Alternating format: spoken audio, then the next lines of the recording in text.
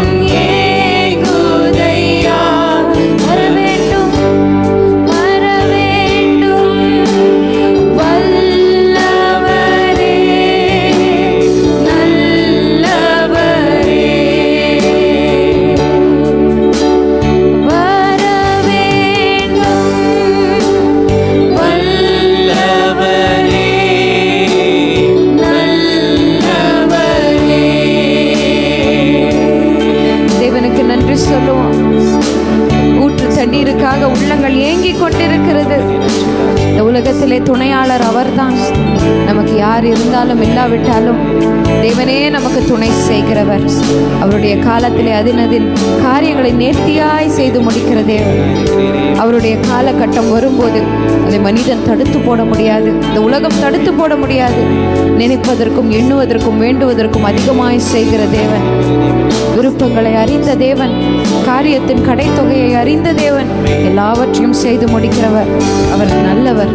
இந்த உலகத்தின் மீதும் நகை மீதும் பணத்தின் மீதும் நிலங்கள் மீதும் நம்பிக்கையை வைத்து கொண்டிருக்கிறவங்களோட இருதயம் வீக் ஆயிடுது. அதை இழந்து போகும்போது இருதயம் வீக் ஆகுது. ஆனால் கர்த்தரையே தேவனாய் கொண்டிருக்கிற ஜனம் பாக்கியம் உள்ளது. ஹல்லேலூயா. கர்த்தரையே தேவனாய் கொண்டிருக்கிற ஜனம் பாக்கியம் உள்ளது.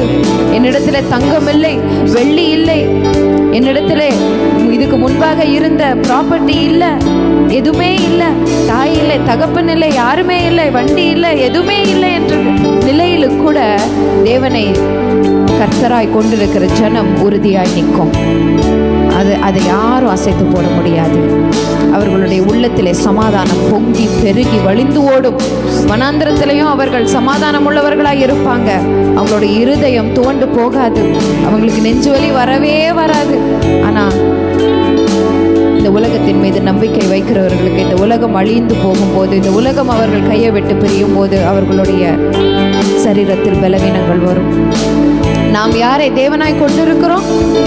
துணையாளரே, தேற்றும் தெய்வமே, ஊற்று தண்ணீரே, உள்ளம் ஏங்குதையா. வர வேண்டும் என்று சொல்லுங்க. அப்பா, உம்முடைய பலன் வரணும், உம்முடைய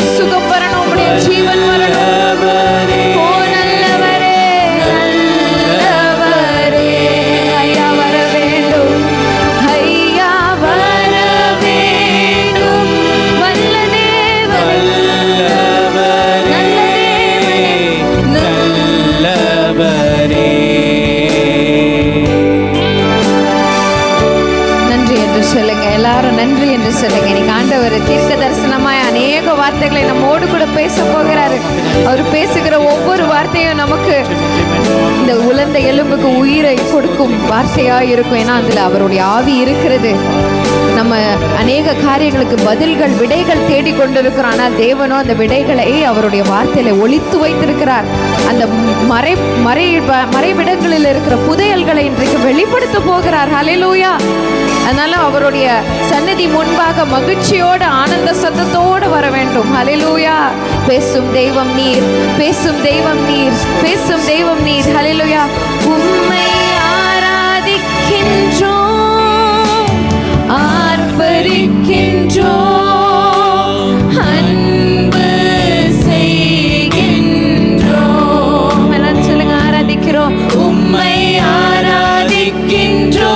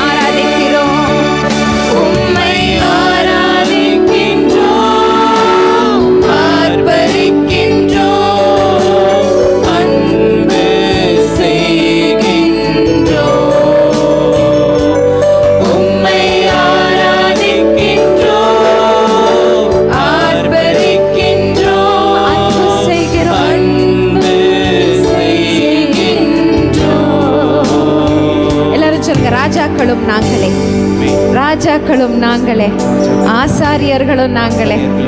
யாரு தாவீது ராஜாவை அபிஷேகம் பண்ணினது? சாமுவேல். சாமுவேல் தீர்க்கதரிசியை கொண்டு தாவீதை அபிஷேகம் பண்ணினாங்க. இன்றைக்கு நீங்களும் நானும் அந்த தாவீது ராஜாவை விட தகுதி அதிகமாய் உள்ளவர்கள் என்று சொல்லி அந்த ஆண்டவரே நம்மை அபிஷேகம் பண்ணுகிறார். எந்த தீர்க்கதரிசியும் நடுவில் வந்து நம்மளை அபிஷேகம் பண்ணல. தாவீது ராஜாவினை விட மேன்மையான ஸ்தானத்தை நமக்கு ஆண்டவர் கொடுத்திருக்கிறாரு. அவரே வந்து அபிஷேக தைலத்தை ஊற்றுகிறார் நம்மளுடைய சிரசின் மீது. ராஜாக்கள் நீங்க தான் காலத்தை பார்த்தால் போதகர்களாக வேண்டியது. எப்படி நம்மளை ஆண்டவர் அற்ப குப்பையும் தூசியுமாய் இருக்கிற நம்மளை தெரிந்து கொண்டு நம்மை நேசிக்கிறார் பாருங்க. அவருடைய ஆவி நம்மோடு கூட என்றைக்கும் இருக்கிறது. இஸ்ரவேலை பார்த்து சொல்றாரு, விலையே இல்லாமல் விற்கப்பட்டீங்க, விலையே இல்லாமல் விற்கப்பட்டீங்க. உங்களோட ஒர்த் என்ன? ₹1 கூட கொடுத்து உங்களை வாங்கிறதுக்கு யாரும் தயாரா இல்லை.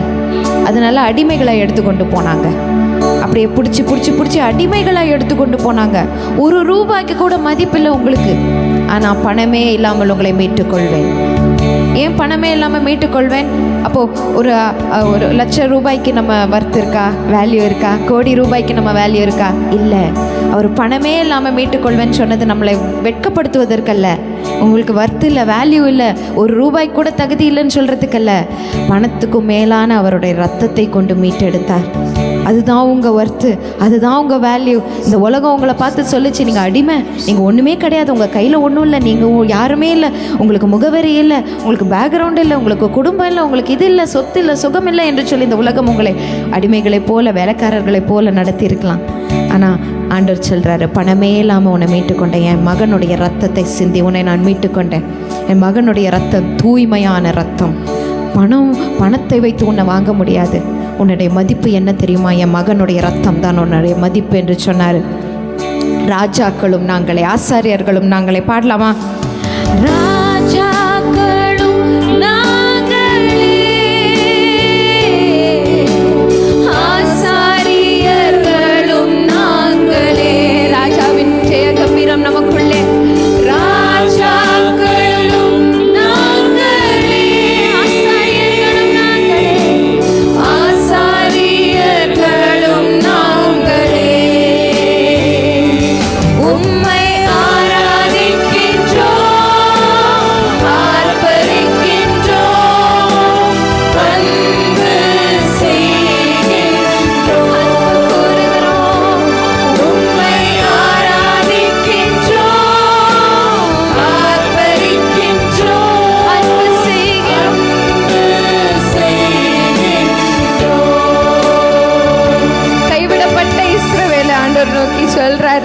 கைவிடப்பட்ட மனவாட்டி, கைவிடப்பட்ட மனவாட்டி.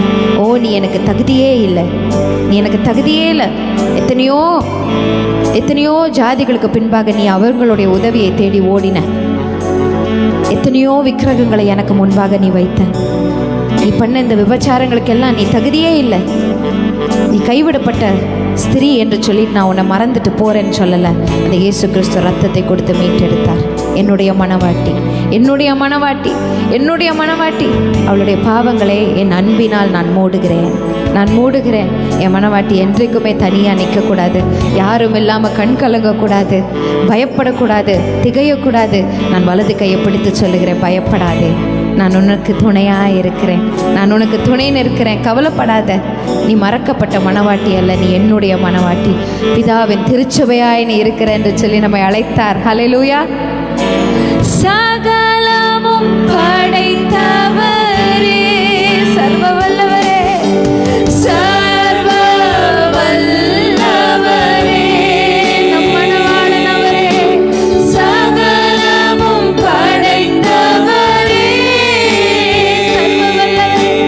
சர்வ வல்லவரே, மகிமைக்கு பாத்திரர் அவர்தான்.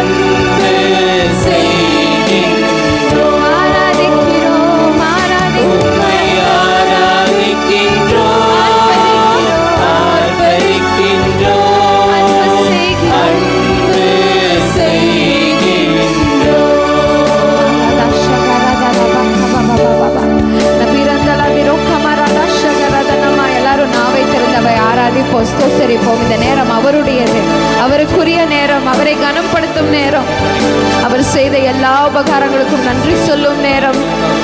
ரட்சிப்பின் பாத்திரத்தை நம்மளுடைய கையில கொடுத்தாரு, தத்தளிப்பின் பாத்திரத்தை நீக்கி போட்டாரு. அவரால் ஆகாத காரியம் ஒன்றுமில்லை. இதெல்லாம் நடக்காது என்று நினைத்தோமோ அதெல்லாம் சுலபமாய் நடத்தி முடிச்சாரு. நம்மளுடைய தேவன் பெரியவர், நம்மளுடைய தேவன் பெரியவர். இன்றைக்கு நமக்கு இருக்கிற அநேக ஆசீர்வாதங்களுக்காக ஒரு நாள் ஜெபிச்சோம். இதெல்லாம் கிடைக்குமா என்று சொல்லி ஏங்கணும், கனவு கண்டோம். இதெல்லாம் நடக்குமா, என்னுடைய வாழ்க்கையில நடக்குமா, என் பிள்ளைகள் வாழ்க்கையில நடக்குமா, என் குடும்பத்தின் வாழ்க்கையில நடக்குமா என்று சொல்லி யோசிச்சோம். சிறப்பானதே தந்த அந்த தேவன். ஹல்லேலூயா. உரிமலதா ஷகரதனம கபபபா, உரிகலதரந்தர பலக்கரத் யோஷிகரதனம கபபபபா. சர்ப்பங்கள் வந்தபோது அவர்களுடைய விஷத்தினின்று நம்மை விலக்கி பாதுகாத்தாரு. எப்படி பாதுகாத்தார்? பிள்ளையை பாதுகாக்கிறது போல பார்த்தார். எருசலேமில் கொண்டு போய் நம்மளை தேற்றினார். மனதை உடைத்த இந்த உலகத்திலே நம்ம எழுப்பி கட்டினார், நாட்டினார். ஓ, இன்றைக்கு வரைக்கும் கைவிடாமல் நடத்தி இருக்கிறார்.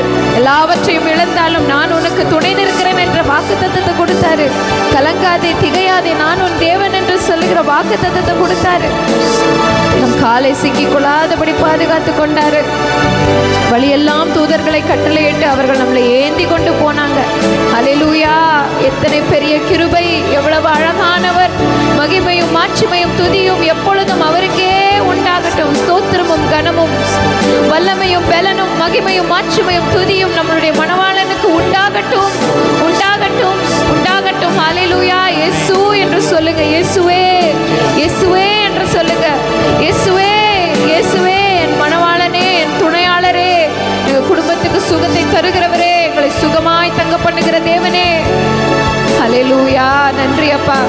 ஸ்தோத்திரமும் கனமும் வல்லமையும் பலனும், வல்லமையும் பலனும் ஆராதனையோடு ஸ்தோத்திரமும் கனமும் வல்லமையும் பலனும், வல்லமையும் பலனும் மாட்சிமையும் துதியும், மாட்சிமையும் துதியும்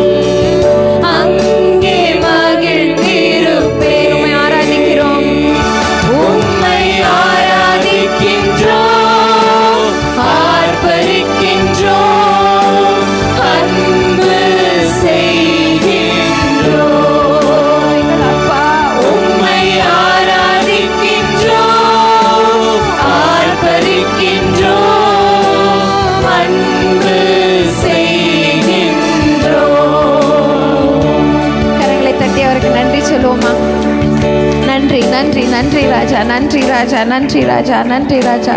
கொடான கொடி நன்றி அப்பா, கொடான கொடி நன்றி அப்பா, கொடான கொடி நன்றி. அவருக்கு முன்பாக நான் வந்து நிற்கும் போதெல்லாம் நான் யோசிப்பேன், நமக்கு தகுதியே இல்லாத நேரங்களிலே கைவிடாமல் நம்மை பாதுகாத்த தேவன் தகுதிப்படுத்தி நமக்கு ஒரு ஸ்தானத்தை கொடுத்து, ஒரு நிலையை கொடுத்து, இந்த உலகத்தில் வெட்கப்பட்டு போகாமல் அவருடைய கிருபையிலாலே நம்மை தாங்கி இருக்கிறார். காக்கும் கரங்கள் இருக்குது, நமக்கு காக்கும் கரங்கள் இருக்குது. யாருடைய கரம் இல்லாவிட்டாலும் நம்மை காக்கும் தேவனுடைய கரங்கள் இருக்கிறது. அந்த கரத்தினால் ஆகாத காரியம் ஒன்றுமில்லை, ஒன்றுமில்லை. அந்த கரத்தினால் அவர் செய்ய முடியாத காரியம் ஒன்றுமில்லை. சகலத்தையும் அவருடைய கரத்தினால் உருவாக்கினவர், அவருடைய வார்த்தையை கொண்டு உருவாக்கினார். இன்றைக்கும் உண்மை உள்ளவராய் இருக்கிறார். அவர் மாறவில்லை. அவர் நேற்றும் என்றும் என்றும் மாறாத சர்வ வல்லமை உள்ள தேவன். ஹல்லேலூயா என்று சொல்லுங்க. ஹல்லேலூயா, ஹல்லேலூயா, ஹல்லேலூயா, ஹல்லேலூயா என்று சொல்ல நான் வெட்கப்படலப்பா. ஹல்லேலூயா என்று சொல்லுகிறேன். ஹல்லேலூயா, இந்த தேவனுக்கே கனம். ஹல்லேலூயா, ஹல்லேலூயா, ஹல்லேலூயா.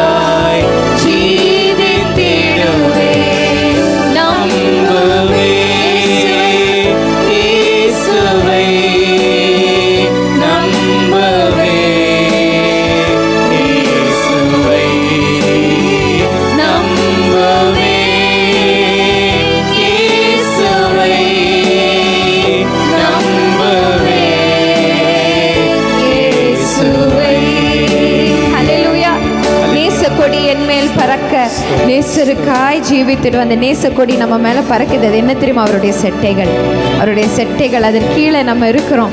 அதில் தஞ்சம் இருக்குது. பறந்து காக்கும் பச்சையை போல காக்கிறவர் பறந்த நேசமுள்ள செட்டை கீழே தஞ்சம். அந்த நேசக்கொடி என் மேல் பறக்க நேசருக்காய் ஜீவித்திடுவேன். கண்மலைகள் பெயர்க்கும்படி கர்த்தர் உன்னை கரம் பிடித்தார். காத்திருந்து பலனடைந்து கழுகு போல எழும்பிடுவாய்.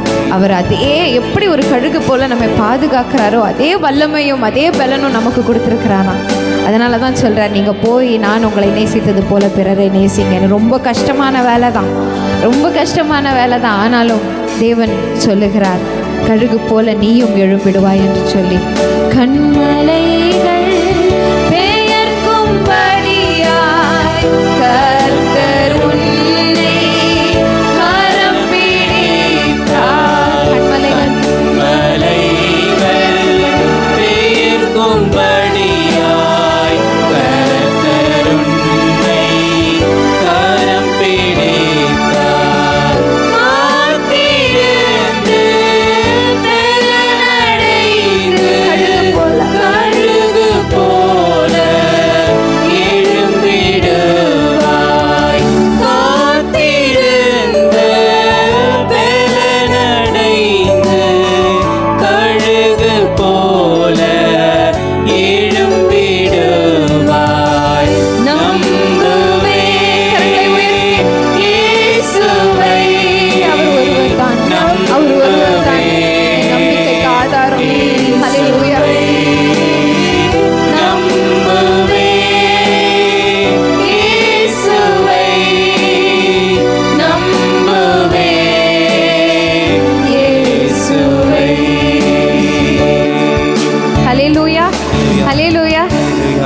நம்பலாங்க, அவரை நம்பலாம், அவரை உறுதியாய் பற்றி கொள்ளலாம்.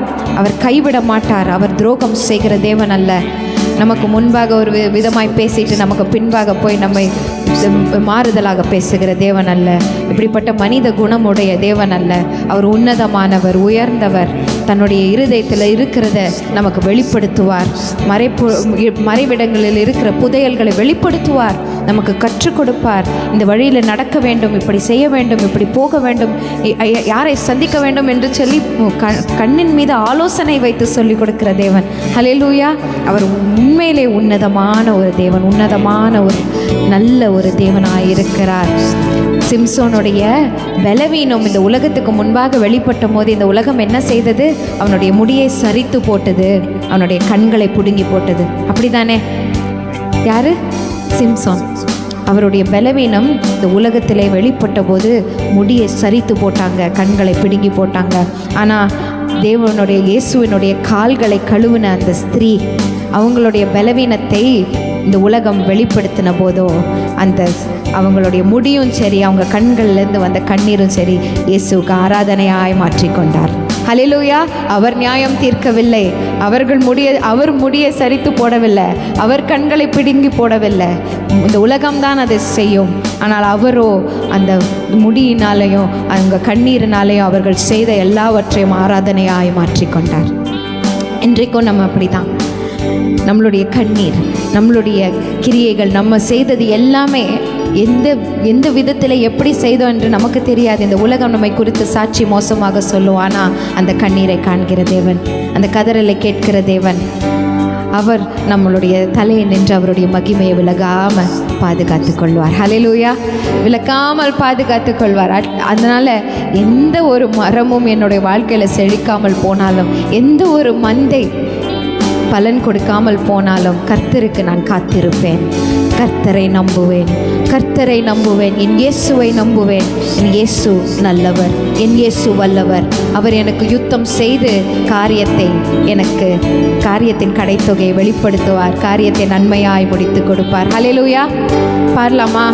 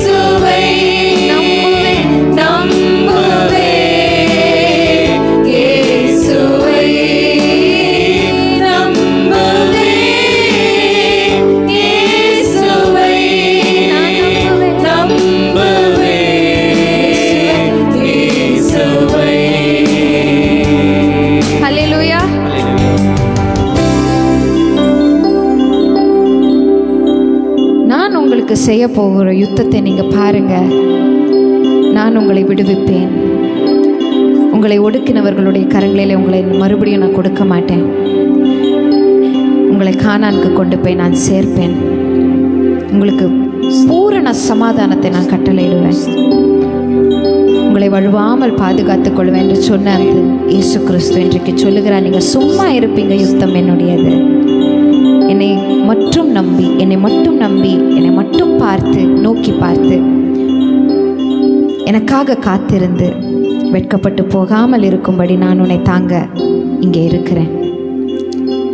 ஹல்லேலூயா. எத்தனை பேர் இதை விசுவாசிக்கிறீங்க? இன்றைக்கு அவர் அதின் காலத்தில் சகலத்தையும் நேர்த்தியாய் செய்கிற தேவன். சொன்னவர் செய்யாமல் போயிடுவாரா? வசனத்தை அவர் நிறைவேற்றாமல் போயிடுவாரா?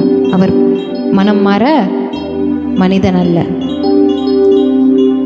அவர் சொல்கிறத மறக்கிறதுக்கு அவர் மனிதன் அல்ல, அவர் மனம் மாற மனுபுத்திரனும் அல்ல.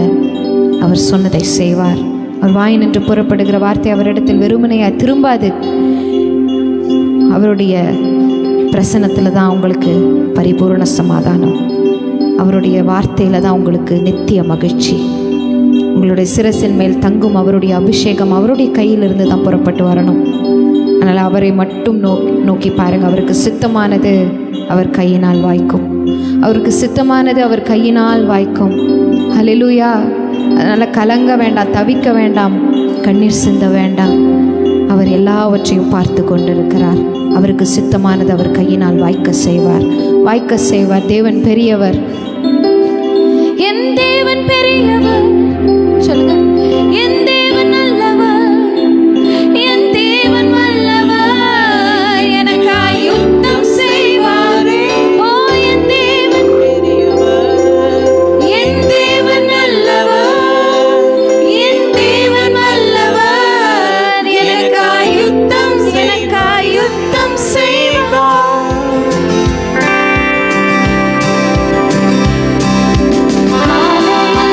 எழுந்தபோது கிருபை பெருகிற்றே, அந்தகாரம் சூழ்ந்த போது வெளிச்சம் வந்ததே. சந்தோஷமா கைகளை தட்டி. காலையில் நான் எழுந்த போது கிருபை பெருகிற்றே, அந்தகாரம் சூழ்ந்த போது வெளிச்சம் வந்ததே.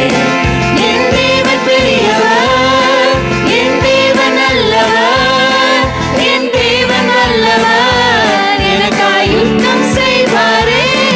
என் தேவன் பெரியவர், என் தேவன் நல்லவர், என் தேவன் வல்லவர், எனக்காய் யுத்தம் செய்வார். ஆராதிப்பேன் நான், ஆராதிப்பேன் கர்த்தர் மேய்ப்பர், நான் அன்றிலேன். ஆராதிப்பேன் நான், ஆராதிப்பேன் கர்த்தர் மேய்ப்பர், நான் அன்றிலேன். தேவன் பெரியவர், என் தேவன் பெரியவர், என் தேவன் நல்லவர், என் தேவன் வல்லவர், எனக்காய் யுத்தம் செய்வாரே. என் தேவன் பெரியவர், என் தேவன் நல்லவர், என் தேவன் வல்லவர், எனக்காய் யுத்தம் செய்வார். ஹல்லேலூயா. பாவி என்று என்னை தள்ள எதிரி சூழ்ந்தானே, ஆயுதங்கள் எழும்பினாலும் வாய்க்கவில்லையே.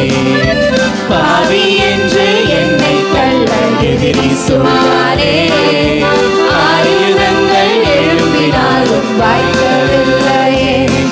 என் தேவன் பெரியவர், என் தேவன் நல்லவர், என் தேவன் வல்லவர், எனக்காய் யுத்தம் செய்வாரே.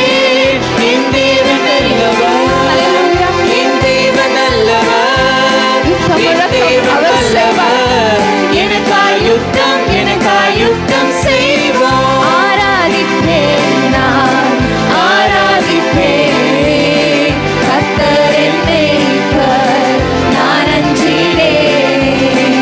ஆராதிப்பேன் நான், ஆராதிப்பேன் கர்த்தர் என் மேய்ப்பர், நான் அஞ்சிடேன். ஓ என் தேவன் பெரியவர், என் தேவன் நல்லவர், என் தேவன் வல்லவர், எனக்காய் யுத்தம் செய்வாரே.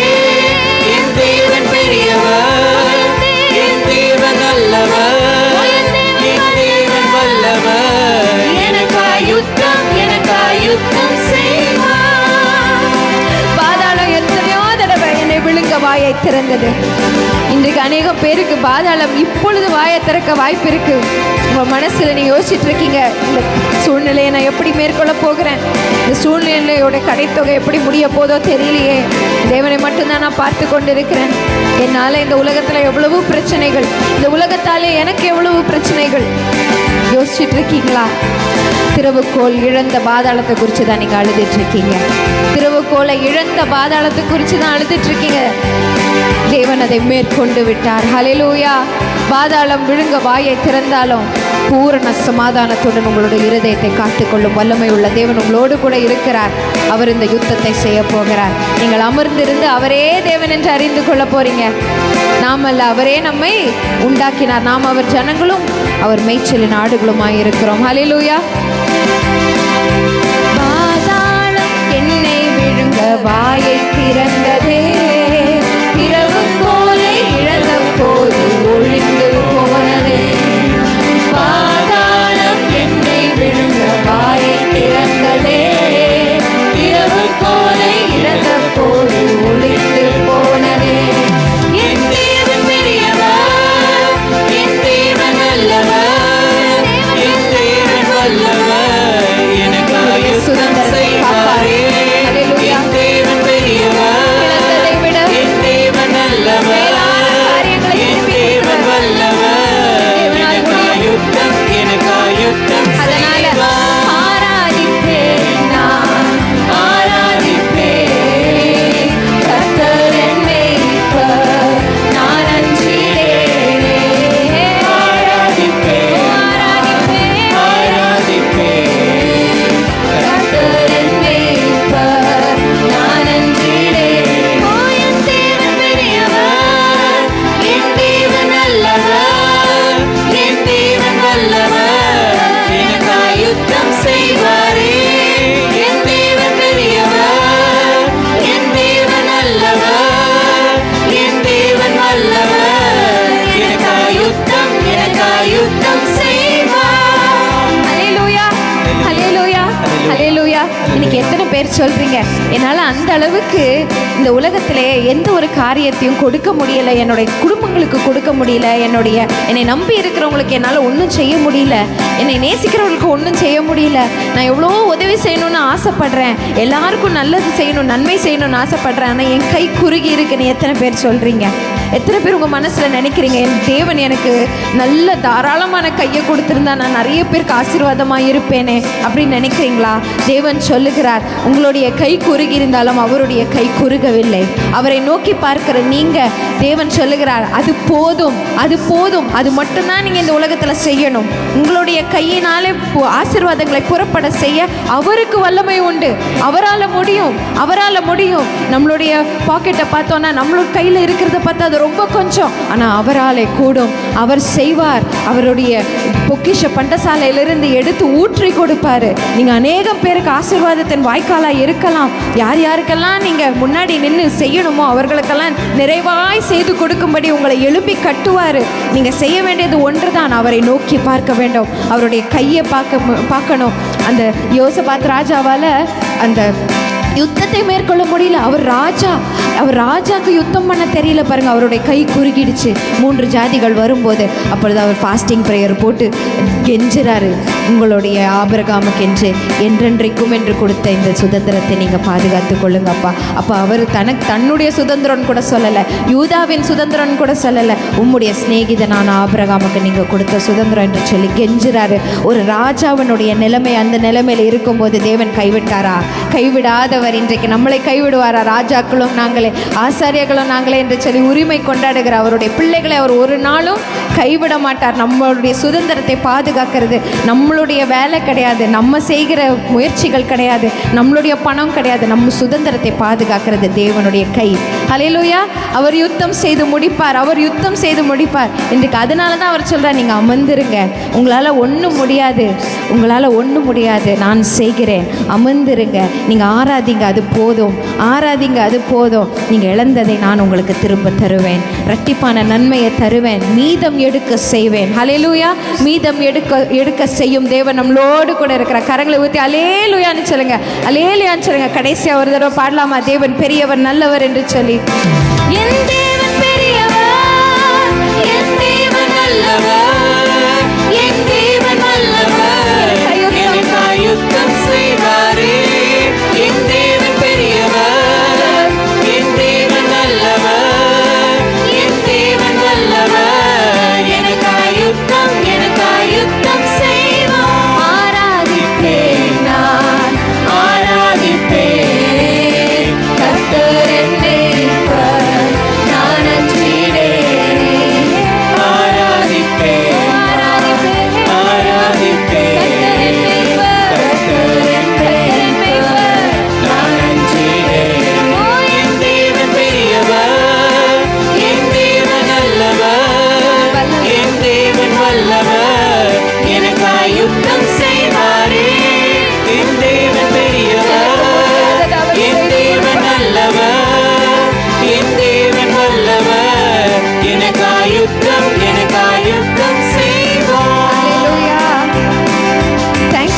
ஜீசஸ் என்று சொல்லுவோம். கரங்களை தட்டி அவருக்கு thank you Jesus, thank you Jesus, thank you Jesus, thank you Jesus. சர்வ வல்லமையுள்ளவரை நம் பட்சத்தில் கொண்டிருக்கிறோம். ஹல்லேலூயா, ஹல்லேலூயா.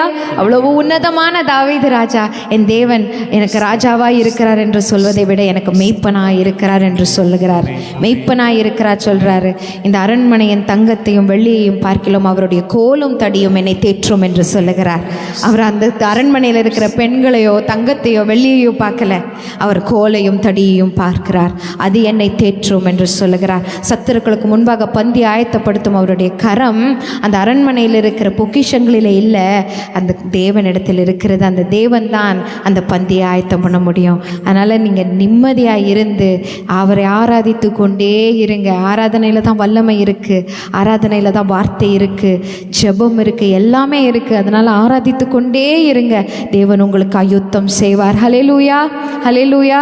அப்பா, இந்த துதியின் வேலையை கொடுத்த உமக்கு நன்றி, நன்றி அப்பா. நீர் எங்களுக்காக செய்திருக்கிற நன்மைகள் ஏராளமாக இருக்கிறது. நன்றி, நன்றி, நன்றி அப்பா, நன்றி அப்பா, நன்றி அப்பா. உம்மை உயர்த்துகிறோம், உம்முடைய நாமத்தை பிரஸ்தாபப்படுத்துகிறோம். இயேசுவின் நாமத்திலே இவை அனைத்தையும் ஏறெடுக்கிறோம் எங்கள் அன்பின் பரமபிதாவே. ஆமேன், ஆமேன், ஆமேன். நன்றிப்பா. அப்படியே கண்களை மூடி ஜெபிப்போம். ஆண்டவரிடத்தில் கேட்போம். ஆண்டவரே, இந்த நாளிலும் நம்முடைய ஜீவ வார்த்தையை கேட்கும்படியாக நான் வந்திருக்கிறேன். ஊழியக்காரனை மறைத்து நீர் என்னோடு கூட பேசும். என்னுடைய வாழ்வின் சூழ்நிலைக்கு ஏற்றாற்போல உம்முடைய வார்த்தை வெளிப்படட்டும். என்னுடைய கேள்விகளுக்கு நீங்கள் பதிலாக இருங்க. என்னுடைய வாழ்க்கையை நான் என்ன செய்ய வேண்டும், என் சூழ்நிலையிலே நான் என்ன செய்ய வேண்டும் என்பதற்கான ஆலோசனைகளை எனக்கு வெளிப்படுத்துங்க. பேசுகிற தெய்வமே என்னோடு பேசுங்க. தாழ்த்தி வெறுமையாக்கி ஒப்பு கொடுக்கிறோம் இயேசுவின் நாமத்தில் பிதாவே. ஆமென், ஆமென். ஆதியாகமம் 28வது அதிகாரம் 10வது வசனத்திலிருந்து நாம் வாசிக்க போகிறோம். Genesis chapter 28 verse 10 onwards. ஆதியாகமம் 28வது அதிகாரம் 10வது வசனத்திலிருந்து நாம் எல்லாரும் சேர்ந்து வாசிப்போம், வைராக்கியமாய் வாசிப்போம். யாக்கோபு பெயர்செபாவை விட்டு புறப்பட்டு ஆரானுக்கு போக பிரயாணம் பண்ணி ஒரு இடத்தில் வந்து சூரியன் அஸ்தமித்தபடியினால் அங்கே ராத்தங்கி அவ்விடத்து கற்களில் ஒன்றை எடுத்து தன் தலையின் கீழ் வைத்து அங்கே நித்திரை செய்யும்படி படுத்து கொண்டான். அங்கே அவன் ஒரு சொப்பனம் கண்டான். இதோ ஒரு ஏணி பூமியிலே வைக்கப்பட்டிருந்தது, அதன் நுனி வானத்தை எட்டி இருந்தது. அதிலே தேவதூதர் ஏறுகிறவர்களும் இறங்குகிறவர்களுமாய் இருந்தார்கள். அதற்கு மேலாக கர்த்தர் நின்று, நான் உன் தகப்பனாகிய ஆபிரகாமின் தேவனும் ஈசாக்கின் தேவனுமாகிய கர்த்தர், நீ படுத்திருக்கிற பூமியை உனக்கும் உன் சந்ததிக்கும் தருவேன். உன் சந்ததி பூமியின் தூளை போல் இருக்கும். நீ மேற்கையும் கிழக்கையும் வடக்கையும் தெற்கையும் பரம்புவாய். உனக்குள்ளும் உன் சந்ததிக்குள்ளும் பூமியின் வம்சங்கள் எல்லாம் ஆசீர்வதிக்கப்படும். நான் உன்னோடு கூட இருந்து நீ போகிற இடத்திலெல்லாம் உன்னை காத்து இந்த தேசத்துக்கு உன்னை திரும்பி வர பண்ணுவேன். நான் உனக்கு சொன்னதை செய்யும் அளவும் உன்னை கைவிடுவதில்லை என்றார். யாக்கோபு நித்திரை தெளிந்து விழித்தபோது, மெய்யாகவே கர்த்தர் இந்த ஸ்தலத்தில் இருக்கிறார், இதை நான் அறியாதிருந்தேன் என்றான். அவன் பயந்து, இந்த ஸ்தலம் எவ்வளவு பயங்கரமாய் இருக்கிறது, இது தேவனுடைய வீடே அல்லாமல் வேறல்ல, இது வானத்தின் வாசல் என்றான். அதிகாலையிலே யாக்கோபு எழுந்து தன் தலையின் கீழ் வைத்திருந்த கல்லை எடுத்து அதை தூணாக நிறுத்தி அதன் மேல் எண்ணெய் வார்த்து அந்த ஸ்தலத்திற்கு பெத்தேல் என்று பெயரிட்டான். அதற்கு முன்னே அவ்வூருக்கு லூஸ் என்னும் பெயர் இருந்தது. அப்பொழுது யாக்கோபு, தேவன் என்னோடு இருந்து நான் போகிற வழியில் என்னை காப்பாற்றி உண்ண ஆகாரமும் உடுக்க வஸ்திரமும் எனக்கு தந்து என்னை என் தகப்பன் வீட்டுக்கு சமாதானத்தோடு திரும்பி வர பண்ணுவாரானால் கர்த்தர் எனக்கு தேவனாய் இருப்பார். நான் தூணாக நிறுத்தின இந்த கல் தேவனுக்கு வீடாகும். தேவரீர் எனக்கு தரும் எல்லாவற்றிலும் உமக்கு தசமபாகம் செலுத்துவேன் என்று சொல்லி பொருத்தனை பண்ணி கொண்டார். அல்லேலூயா. அருமையான தேவஜனமே, யாக்கோபு நித்திரை தெளிந்து விழித்த போது ஒரு வெளிப்பாடு அந்த யாக்கோபுக்கு கிடைத்தது. மெய்யாகவே கர்த்தர் இந்த ஸ்தலத்தில் இருக்கிறார், இதை நான் அறியாதிருந்தேன். ஆண்டவருடைய பிள்ளைகளாக இருக்கிற நமக்கு ஒரு மிகப்பெரிய சவால் என்னவென்றால், நம் தேவனை நம்மால் கண்களால் பார்க்க முடியவில்லை, அவரோடு நேரடியாக பேச முடியவில்லை. நாம் அவரிடத்தில் ஜெபத்தை ஏறெடுத்தால் உடனடியாக அவர் அந்த ஜெபத்துக்கு பதில் கொடுத்தால், அதை நாம் கேட்க முடிந்தால், புரிந்து கொள்ள முடிந்தால் நலமாக இருக்கும். ஆனால் ஏதோ ஒரு காரணத்திற்காக இந்த தேவன், அரூபியான தேவன், அவரை மறைத்து கொண்டிருக்கிறார். அவரை நமக்கு அவர் வெளிப்படுத்தவில்லை. இந்த ஒரு பெரிய சவால் நமக்கு தொடர்ந்து இருந்து கொண்டே தான் இருக்கிறது. இந்து மதத்தில் நீங்கள் எடுத்துக்கொண்டால் அவர்கள் பீடங்களை செய்து சிலைகளை வைத்து அந்த சிலையை தரிசனமாய் பார்த்து அதிலே அவருடைய நம்பிக்கையை வைக்கிறார்கள். ஆனால் நமக்கு தெளிவாக கட்டளை இருக்கிறது, என்னை தவிர வேறு தேவன் உங்களுக்குள்ளே இருக்க வேண்டாம், சிலைகளை பணிந்து கொள்ள வேண்டாம். இன்னும் சொல்லப்போனால் ஒரு இடத்துல போய் யுத்தம் செய்து அந்த சிலைகளை நம்ம எடுக்கும்போது அது பீடங்களையும் சேர்த்து எடுக்க வேண்டும் என்று கர்த்தருடைய வார்த்தை இருக்கிறது. அப்படி என்றால் நம்முடைய நம்பிக்கைக்கான ஆதாரம் எங்கே? ஊனக்கண்களால் ஏன் இந்த தேவனை பார்க்க முடியவில்லை? ஒருவேளை அவர் நேரடியாக வந்து நம்மோடு இடைப்பட்டால், நாம் அமர்ந்திருக்கிற அந்த படுக்கையில் அவர் அமர்ந்திருந்து நம்மோடு கூட பேசினால் அது நமக்கு ரொம்ப பிரயோஜனமாக இருக்கும். அப்படிப்பட்ட ஒரு கேள்வி தான் தேவனுடைய தாசனாகிய யோபுவுக்கு இருந்தது. யோபுவின் புத்தகம் 23வது அதிகாரம் 3வது வசனத்துக்கு உங்கள் பரிசுத்த வேதாகமங்களை திருப்பிக் கொள்ளுங்கள். எடுத்தவர்கள் நீங்கள் வாசிக்கலாம். யோபுவின் புத்தகம் 23வது அதிகாரம் 1, 2, 3 வசனங்களை தயவு செய்து வாசி. பிரதியுத்தரமாக, இன்றைய தினமும் என் அங்கலாய்ப்பு முரண்டுத்தனமாக எண்ணப்படுகிறது. என் தவிப்பை பார்க்கிலும் என் பாதை கடினமானது. நான் அவரை எங்கே கண்டு சந்திக்கலாம் என்பதை அறிந்தால் நலமாயிருக்கும். அப்பொழுது நான் அவர் ஆசனத்துக்கு முன்பாக வந்து சேர்ந்து என் நியாயத்தை அவருக்கு முன்பாக வரிசையாய் வைத்து காரியத்தை ரூபிக்கும் வார்த்தைகளால் என் வாயை நிரப்புவேன். யோபனுடைய வாழ்க்கை உங்களுக்கு தெரியும். உத்தமன், சன்மார்க்கன், தேவனுக்கு பயந்தவன், பொல்லாங்குக்கு விலகினவன். அற்புதமான ஒரு சாட்சி. இந்த பரிசுத்த வேதாகமத்தில் பிழை இல்லாமல் தேவனுக்கு முன்பாக உத்தமனாய் நிறுத்தப்பட்டிருக்கிறவர்கள் ரொம்ப ரொம்ப கொஞ்சம் பேர் தான். அதில் ஒருவர் இந்த அருமையான ஒரு தேவனுடைய தாசனாகிய யோபு. ஊர் சென்ற தேசத்திலே மிகவும் ஐஸ்வர்யவான், எவ்வளவு செல்வ செழிப்பு இருந்திருந்தாலும் கர்த்தருக்கு பயப்படுகிற ஒரு மனிதன். பிள்ளைகள் பிறந்தநாள் கொண்டாட்டத்தில் இருக்கும்போது அது முடிந்த பிறகு எங்கு ஒருவேளை அந்த கொண்டாட்டத்தில் என் பிள்ளைகள் தவறு செய்திருப்பார்களோ, பாவம் செய்திருப்பார்களோ என்று எண்ணி அதற்கு பலி செலுத்தக்கூடிய அளவுக்கு ஒரு பெரிய சன்மார்க்கன், உத்தமன், தேவனுக்கு பயந்த ஒரு தாசன். ஆனால் அவருடைய வாழ்க்கையிலே வந்த காரியங்களை பார்க்கும்போது நம்மாலே அதை ஜீரணித்து கொள்ள முடிவதில்லை. நஷ்டத்துக்கு மேலே நஷ்டம், போராட்டத்துக்கு மேலே போராட்டம், கஷ்டத்துக்கு மேலே கஷ்டம், துன்பத்துக்கு மேலே துன்பம், இழப்புக்கு மேலே இழப்போம். சொத்துரிமைகள் போயிருந்தால் கூட பரவாயில்ல, சரீரத்தில் சுகம் போயிருந்தாலும் கூட பரவாயில்ல. 10 பிள்ளைகள் ஒரே நாளில் எடுக்கப்படுகிறது. என்றைக்காவது உட்கார்ந்து யோசித்திருக்கிறீர்களா? அந்த நிலைமையில் உங்களை வைத்து பார்த்துருக்கிறீர்களா? யோபு கடந்து போன அந்த வேதனையின் துன்பம், கஷ்டங்கள், உபத்திரவங்கள், ஏமாற்றங்கள், ஜனங்களுக்கு முன்பாக அவர் பெற்ற நிந்தைகள், அவமானங்கள் யோசித்து பார்த்துருக்கீங்களா? ஒரு நாள் ஒரு சகோதரர் என்னை பார்த்து சொன்னார், யோபு மாதிரி நான் ரொம்ப துக்கத்தில் இருக்கேன் சார், ரொம்ப கஷ்டப்படுறேன்னு சொன்னார். நான் அப்போ அவங்ககிட்ட விலைக்கு சொன்னேன், யோபுவை போல் அந்த கஷ்டம் யாருக்கும் வர்றதில்லை, அந்த கஷ்டங்கள் வருகிறதில்லை. அவ்வளவு யாருமே ஒரே நாளில் துன்பங்களை அனுபவிக்கிறதில்லை. அதுவும் நீதிமானுக்கு வந்து பிரச்சனைகள் என்று சொல்லி பார்ப்போம். அப்போது அந்த யோபுவினுடைய மனசில் ஒரு எண்ணம் இருந்தது. ஏனென்றால் அவர் உத்தமனாக இருந்தபடினாலே அவர் தேவனுடைய முகத்தை நோக்கி பார்க்க விரும்பினார். தேவனிடத்தில் அவர் வழக்காட விரும்பினார். தன்னுடைய வழக்கை தேவனுக்கு முன்பாக வைத்து நியாயம் விசாரிக்க அவர் விரும்பினார். அதனால தான் அவருக்கு இந்த ஏக்கம். அந்த ஏக்கத்தில் தான் அவர் என்ன சொல்கிறாருன்னா, அவர் எங்கே இருப்பார் என்று மாத்திரம் நான் கண்டுபிடித்து கொண்டா, அவர் எங்கே இருப்பார் என்பதை நான் கண்டுபிடித்து கொண்டா, அவருக்கு முன்பாக போய் என்னுடைய சஞ்சலத்தை அவருக்கு முன்பாக நான் ஊற்றுவேன், என்னுடைய நியாயங்களை அவருக்கு முன்பாக நான் வைப்பேன், நான் வழக்காடுவேன் என்று அவ்வளவு தைரியமாக அவர் சொல்லுகிறார். நான் அவரை எங்கே கண்டு சந்திக்கலாம் என்பதை அறிந்தால் நலமாயிருக்கும். If only I know where to see him, if only I'll have an opportunity to meet with him. முகமுகமாய் தரிசிப்பதை போல ஒரு தத்ரூபமான அனுபவம் இருக்க முடியாது. யோவான் எழுதும்போது எழுதுகிறார், முகமுகமாய் நான் உன்னை வந்து சந்திக்கிறேன். அந்த முகமுகமாய் பார்த்து பேசுகிற அனுபவத்தை போல ஒரு அனுபவம் இருக்க முடியாது. அருமையான தேவஜனமே, நான் அவரை எங்கே கண்டு சந்திக்கலாம் என்பதை அறிந்தால் நலமாயிருக்கும். அப்பொழுது நான் அவர் ஆசனத்துக்கு முன்பாக சேர்ந்து என் நியாயத்தை அவருக்கு முன்பாக வரிசையாய் வைத்து காரியத்தை ரூபிக்கும் வார்த்தைகளால் என் வாயை நிரப்புவேன். 6வது வசனத்தில் நீங்கள் பார்த்தீங்கன்னா, அவர் தம்முடைய மகா வல்லமையின்படியே என்னோடு வழக்காடுவாரோ. என்ன சேலஞ்சிங்காக பேசுகிறார் தெரியுமா? சவால் விடுகிறார். அவர் பலத்திலே மிகுந்தவர், உண்மைதான். ஆனால் அவர் தம்முடைய மகா வல்லமையோடு என்னோடு கூட வழக்காடுவாரோ, அவர் அப்படி செய்யாமல் என் மேல் தயவு வைப்பாரோ. தொடர்ச்சியான மன அழுத்தம், கேள்விகளுக்கு மேலே கேள்வி. ஆபகுக் தீர்க்க தரிசன புஸ்தகம் நீங்கள் எடுத்து பார்த்தீங்கன்னா 1வது அதிகாரத்தில் தீர்க்கதரிசி அநேக கேள்விகளை கேட்கிறார். ஏன் ஆண்டவரே, ஏன் ஏன் இவ்வளவு பிரச்சனை, ஏன் இவ்வளவு வேதனைகள், துன்பங்கள், ஏன் இவ்வளவு கடுமையான செயல்பாடுகள்?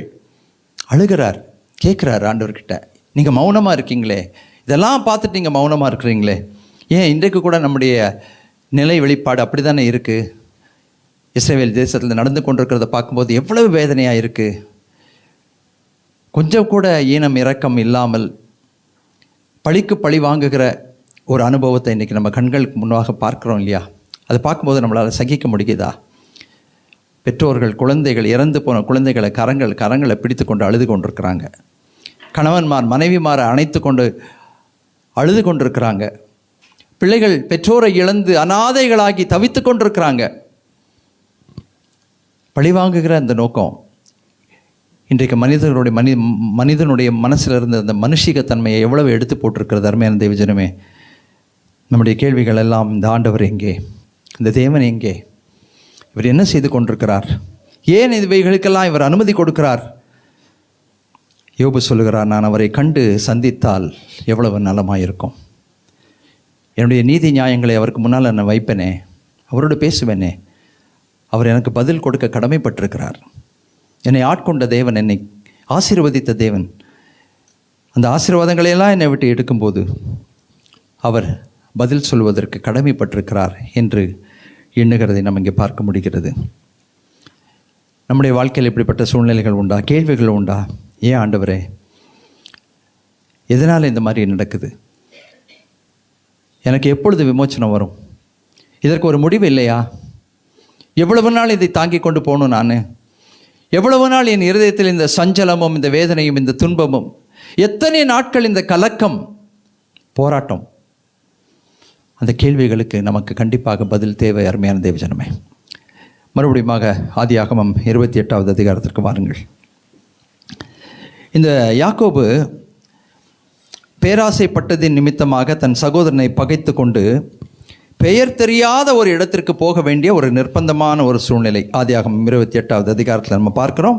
10வது வசனத்தில் யாக்கோபு பெயர்செபாவை விட்டு புறப்பட்டு ஆரானுக்கு போய் ஒரு இடத்திலே சூரியன் அஸ்தமித்தபடியினாலே அங்கே ராத்தங்கி அவ்விடத்து கற்களில் ஒன்றை எடுத்து தன் தலையின் கீழ் வைத்து அங்கே நித்திரை செய்யும்படி படுத்துக் கொள்கிறார். அதுக்கு முந்தின ராத்திரி அம்மாவுடைய மடியில் தலை வச்சு படுத்திருப்பாருன்னு நான் நினைக்கிறேன். ஆனால் அடுத்த நாள் அந்த வனாந்திரத்தில் கல் ஒன்றை எடுத்து அதை தலையின் கீழ் வைத்து அவர் படித்துக்கொண்டு அவர் அவர் நித்திரை செய்கிறார் என்று சொல்லி பார்க்குறோம். அப்பொழுது சொப்பனம் காண்கிறார். அந்த சொப்பனத்தில் இருக்கிற காரியங்கள் உங்களுக்கும் எனக்கும் மிகவும் முக்கியமான காரியங்கள். இதோ ஒரு ஏணி பூமியிலே வைக்கப்பட்டிருந்தது, அதன் நுனி வானத்தை எட்டி இருந்தது, அதில் தேவதூதர்கள் ஏறுகிறவர்களும் இறங்குகிறவர்களுமாக இருக்கிறார்கள்.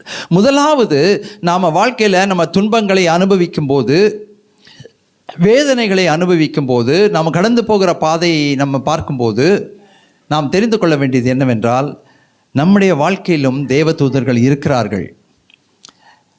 ஒருவேளை ரோமன் கத்தோலிக்க திருச்சபையில் தேவதூதர்களை வணங்குகிற ஒரு அனுபவத்தை நம்ம பார்க்கும்போது, நாம் ப்ராட்டஸ்டன்ஸாக இருப்பதனால தேவனை மட்டும் கனம் பண்ண வேண்டும் என்கின்ற ஒரு வெளிப்பாடு நமக்கு இருப்பதனால அந்த தேவ தூதர்களை பற்றி நம்ம நினைப்பதே இல்லை.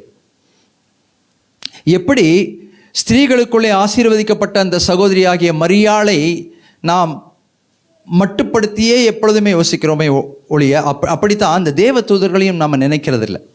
ஒவ்வொருவருக்குமே கொடுக்கப்பட வேண்டிய கனம் கொடுக்கப்பட வேண்டும். இந்த ஸ்திரீகளுக்குள்ளே ஆசீர்வதிக்கப்பட்டு தேவகுமாரனாகிய இயேசுவை தன்னுடைய வயிற்றிலே சுமப்பதற்கான பாக்கியம் பெற்ற அந்த மரியம்மாய் அவர்களுக்கு கொடுக்க வேண்டிய மரியாதை நம்ம கொடுக்கணும். நம்ம வணங்க போகிறதில்ல, அவங்களை தொழுது கொள்ள போகிறதில்ல, ஆனால் கண்டிப்பாக அவர்களுக்கு கொடுக்க வேண்டிய அந்த கனத்தை நாம் கொடுக்க வேண்டும். ஆனால் நம்ம பொதுவாக அப்படி கொடுக்கறதில்லை. அதே போல தான் இந்த தேவதூதர்களை பற்றி நம்ம நினைக்கிறதே இல்லை. அருமையான தேவஜனமே, இன்றைக்கு உங்களுக்கு நான் வலியுறுத்தி சொல்ல விரும்புகிறேன், நீங்கள் கடந்து போகிற அந்த பாதையில், அந்த வேதனையில், அந்த துன்பத்தில், கஷ்டத்தில், பயத்தில், கலக்கத்தில், தனிமையில் இந்த தேவ தூதர்கள் உங்களோடு கூட இருக்கிறார்கள், நம்மோடு கூட இருக்கிறார்கள். நம்ம அதை உணர்றதில்லை. நம்மை குறித்த கணக்கு, நம் வாழ்க்கையை குறித்த கணக்கு, நம்முடைய செயல்பாடுகளை குறித்த கணக்கு அவர் அவர் அவர் அதை தொடர்ந்து தேவனுடைய சன்னிதானத்திற்கு அது போய்கொண்டே தான் இருக்கிறது. அவர்கள் ஏறுகிறவர்களும் இறங்குகிறவர்களும் சொன்னால் என்ன அர்த்தம்னாக்கா, அவர்கள் நம்முடைய வாழ்வை குறித்து தேவனோடு கூட பகிர்ந்து கொள்கிறார்கள் என்று சொல்லி நம்ம பார்க்கிறோம். வாழ்வை குறித்து நாம் தேவனோடு கூட பகிர்ந்து கொள்கிறார்கள், அவர்களுக்கு தெரிகிறது. அதைத்தான் நம்ம அங்கே பார்க்கிறோம். அந்த ஒரு ஏணி இருந்தது, அதனுடைய நுனியில் அந்த ஏணியினுடைய நுனி வானத்தை எட்டி இருந்தது. முதலாவது நம்முடைய கவலைகளிலும் பாரங்களிலும் துன்பங்களிலும் தேவ தூதர்கள் இருக்கிறார்கள் என்பதை நாம் மறந்து விடக்கூடாது. தேவ தூதர்களை நாம் வணங்கக்கூடாது. தேவ தூதர்களை அந்த தேவ தூதர்களாகத்தான் நாம் கருத வேண்டும். ஆனால் அவர்கள் இருக்கிறார்கள் என்றும் அவருடைய பிரசன்னம் நம்மோடு இருக்கிறது என்பதையும் நாம் உணர வேண்டும். இரண்டாவது, அதற்கு மேலாக கர்த்தர் நின்று சொன்னது என்ன தெரியுமா? நான் உன் தகப்பனாகிய ஆபிரகாமின் தேவனும் ஈசாக்கின் தேவனுமாகிய கர்த்தர், நீ படுத்திருக்கிற பூமியை உனக்கும் உன் சந்ததிக்கும் தருவேன் என்று சொல்கிறார். அதற்கு மேலே இருக்கிற கர்த்தர் என்ன சொல்கிறார்னாக்கா, உன்னை நான் அறிந்திருக்கிறேன். அதை தான் 139வது சங்கீதத்தில் பார்க்கிறோம். 139வது சங்கீதத்தில் சங்கீதக்காரனுடைய தெளிவான ஒரு வெளிப்பாடு என்னவென்றால், உனக்கு மறைவாக நான் எங்கே போவேன்? நான் எங்கே இருந்தாலும் அது உமக்கு தெரியும். நான் என்ன கடந்து போகிறேன் என்பது உமக்கு தெரியும். நான் பாதாளத்திலே படுக்கை போட்டாலும் அங்கேயும் நீர் இருக்கிறீர். அது நமக்கு மனப்பாடமாக தெரியும். அதனால் நம்ம அதை இப்போ வாசிக்க வேண்டிய அவசியம் இல்லை. நான் எங்கே இருந்தாலும் எப்படி இருந்தாலும் என் சூழ்நிலைகள் எப்படி இருந்தாலும் என் தேவனுக்கு அது தெரியும். ஏனென்றால் 24 மணி நேரமும் அவர் என்னை பார்த்து கொண்டிருக்கிறார். அந்த வெளிப்பாடு தானே ஆகாருக்கு வந்தது. ஏல் ரோயி, என்னை காண்கிற தேவனை நான் இவ்விடத்தில் கண்டேன் அல்லவா. அது வரைக்கும் ஆண்டவர் மறைவாக இருந்தார். தேவ தூதனார் அவர் வெளிப்படும் போது அவர் பேசும்போது புரிந்து கொள்கிறாள், என்னை கண்டவரை நான் இவ்விடத்தில் கண்டேன் அல்லவா. அப்போது ஆண்டவருடைய கண்கள் 24 மணி நேரமும் நம்மேல் வைக்கப்பட்டிருக்கிறது. நம்ம வாழ்க்கையில் கடந்து போகும்போது எல்லாவற்றையும் அவர் பார்த்து கொண்டு தான் இருக்கிறார். நம்மை குறித்த காரியங்களும் அவருக்கு கொள்ளப்பட்டு கொண்டே தான் இருக்குது. அதனால் நம்ம இந்த நிஜங்களை, தத்ரூபங்களை வாழ்க்கையிலே நம்ம உணர்ந்து விட்டால் போதும். அவருடைய பார்வைக்கு மறைவாக நம்ம எங்கே போக முடியாது என்பதை உணர்ந்து விட்டால் போதும். நம்ம பாரங்களை தூக்கி கொண்டு மனுஷர்கிட்ட நம்ம போக வேண்டிய அவசியம் இல்லை. நம்முடைய பாரங்களை தூக்கி கொண்டு கர்த்தருடைய ஊழியக்காரர்கள் கிட்ட நம்ம போக வேண்டிய அவசியம் இல்லை. நம்முடைய பாரங்களை தூக்கி கொண்டு தீர்க்கதரிசிகளிடத்தில் நம்ம போக வேண்டிய அவசியம் இல்லை. ஏனென்றால் அவர்களை காட்டிலும் மகா பெரிய தேவன் நம் வாழ்க்கையிலே நம்மோடு தனிப்பட்ட முறையில் இடைப்படுவதற்கு ஆயத்தமாக இருக்கிறார். ஹல்லேலூயா. அவருடைய சமூகத்தை நித்தமும் நாம் நாடும்போது, அவருடைய பிரசனத்திற்குள் நாம் கடந்து போகும்போது அவர் நம்முடைய வாழ்க்கையை பார்ப்பார், அவர் நமக்கு பதில் கொடுப்பார். ஆபகுக் அதைத்தான் செய்கிறார். முதல் சாப்டரில் 1008 கேள்விகளை கேட்கிறார். 2வது அதிகாரத்தின் 1வது வசனத்தை நீங்கள் பார்த்தீங்கன்னா அவர் ஒரு தீர்மானத்துக்கு வருகிறார். அவர் சொல்லுகிறார், என் காவல் அரணிலே நான் போய் நிலை கொண்டிருப்பேன், என்னுடைய ஸ்தானத்திலே போய் நான் அமைதியாய் அமர்ந்திருப்பேன். 2 காரியம் சொல்றாரு. முதலாவது, அவர் என்னை குறித்து கேட்கும்போது நான் என்ன சொல்லுவேன் என்பதை என் மனம் ஆயத்தமாக்கி கொண்டிருக்கும். அவர்கிட்ட 1008 கேள்வி கேட்கலாங்க. ஏன் இது என் வாழ்க்கையில் நடக்கலை, ஏன் இதை நீங்கள் கொடுக்கல, ஏன் நடக்கலை. அவர் திரும்பி நம்மளை பார்த்து கேள்வி கேட்டாருன்னா, நம்ம வாழ்க்கையில் நம்மை பார்த்து அவர் கேள்வி கேட்க ஆரம்பித்தா நமக்கு பதில் இருக்கிறதா? எல்லாத்தையுமே நம்ம கரெக்டாக செய்கிறோமா? இல்லையே. நம்ம வாழ்க்கையில் குறைவுகள் இருக்கிறதே. அவரை கனம் பண்ண வேண்டிய விதத்தில் கனம் பண்ணுகிறோமா? அவரை மகிமைப்படுத்த வேண்டிய விதத்தில் மகிமைப்படுத்துகிறோமா? இந்த ஜீவ வார்த்தைக்கு கொடுக்க வேண்டிய கனத்தை அனுதினம் நாம் கொடுக்கிறோமா? ஜெபத்திலே அவரோடு கூட அதிகமான நேரம் செலவு பண்ணுகிறோமா? நம்முடைய தேவைகளை மாத்திரம் அவரை அதிகமாக தேடுகிறோம் அல்லவா? அப்படி இருக்கும்போது ஆபகுக் அவர் தெளிவாக தீர்மானம் பண்ணுகிறார். முதலாவது, நான் என் காவல் அரணியிலே போய் நான் மௌனமாக இருப்பேன். சில நேரங்களிலே மௌனமாக இருப்பது நல்லது. சில நேரங்களிலே மௌனமாக இருக்கும்போது தான் தேவன் பேசுகிறதை நாம் கேட்க முடியும். நாம் பேசிக்கொண்டே இருந்தால் அவர் என்ன சொல்கிறார் என்பதை நம்ம புரிந்து கொள்ள முடியாது, கேட்க முடியாது. ஆனால் நம்ம மௌனமாக இருந்தால் சில நேரத்தில் அவர் பேசுவார். அப்பொழுது அவருடைய மனக்கிடக்கை என்ன என்பதை நம்ம புரிந்து கொள்வோம். அப்பொழுது நம்முடைய வாழ்வின் போராட்டங்களுக்கும் தேவைகளுக்கும் பதில்கள் கிடைக்கும். பதில் இல்லாமல் போகாது. அவர் பதில் சொல்லுகிற தேவன், பேசுகிற தேவன். அவர் மௌனமாக இருக்க மாட்டார். கண்டிப்பாக காரியங்களை வெளிப்படுத்துவார், புரிந்து கொள்ள உதவி செய்வார். அவர் என்ன செய்ய போகிறார் என்பதையும் வெளிப்படுத்துவார். நாம் என்ன செய்ய வேண்டும் என்பதையும் வெளிப்படுத்துவார். 2மே முக்கியம். சில நேரத்தில் நாம் சில காரியங்களை செய்ய வேண்டியிருக்கும். அதை செய்வதற்கு நம்மை உந்தி தள்ளுவார். அவர் என்ன செய்ய போகிறார் என்பதையும் பேசுவார். வரும் காரியங்களை என்னிடத்தில் கேளுங்கள், என் பிள்ளைகளை குறித்தும் என் கரங்களின் கிரியைகளை குறித்தும் எனக்கு கட்டளையிடுங்கள் என்று சொல்கிறார். ஆமீன். அவரால் செய்யக்கூடாத அதிசயமான காரியம் ஒன்றுமில்லை. ஸோ முதலாவது இங்கே நீங்கள் பார்த்தீங்கன்னாக்கா, நான் இருக்கிறேன் என்பதை அவர் வெளிப்படுத்துகிறார். என்ன சொல்கிறாருன்னா, நீ ஒரு அனாதை கிடையாது. அநேக நேரத்தில் இந்த உள்ளத்தில் நமக்கு என்ன வருது இல்லையா, நான் ஒரு அனாதை, நான் ஒரு அனாதை, என்னை யாரும் கேட்குறதில்ல, யாரும் விசாரிக்கிறதில்ல, யாருமே என்னை குறித்து கவலைப்படுறதில்லை, நான் தனியாக இருக்கேன். உலக பிரகாரமாக ஒருவேளை அது உண்மையாக இருக்கலாம். அருமையான தேவஜனமே, நாம் தனிமை உணர்ச்சியோடு கூட இருப்பது இயல்பாக இருக்கலாம். ஆனால் நாம் ஒரு நாளும் தனியாக இல்லை. ஏன் தெரியுமா? தேவ பிரசன்னம் நம்மோடு கூட இருக்கிறது. ஆமென். தனிமை உணர்ச்சி எல்லாருக்கும் வரும். பரிசுத்த வேதாகமத்தில் நிறைய பேருக்கு வந்திருக்கு. ஏன்? எலியாவை போன்ற தீர்க்கதரிசிகளுக்கே தனிமை உணர்ச்சி வந்திருக்கிறது. நான் ஒருவன் மாத்திரம் மீதியாக இருக்கிறேன்.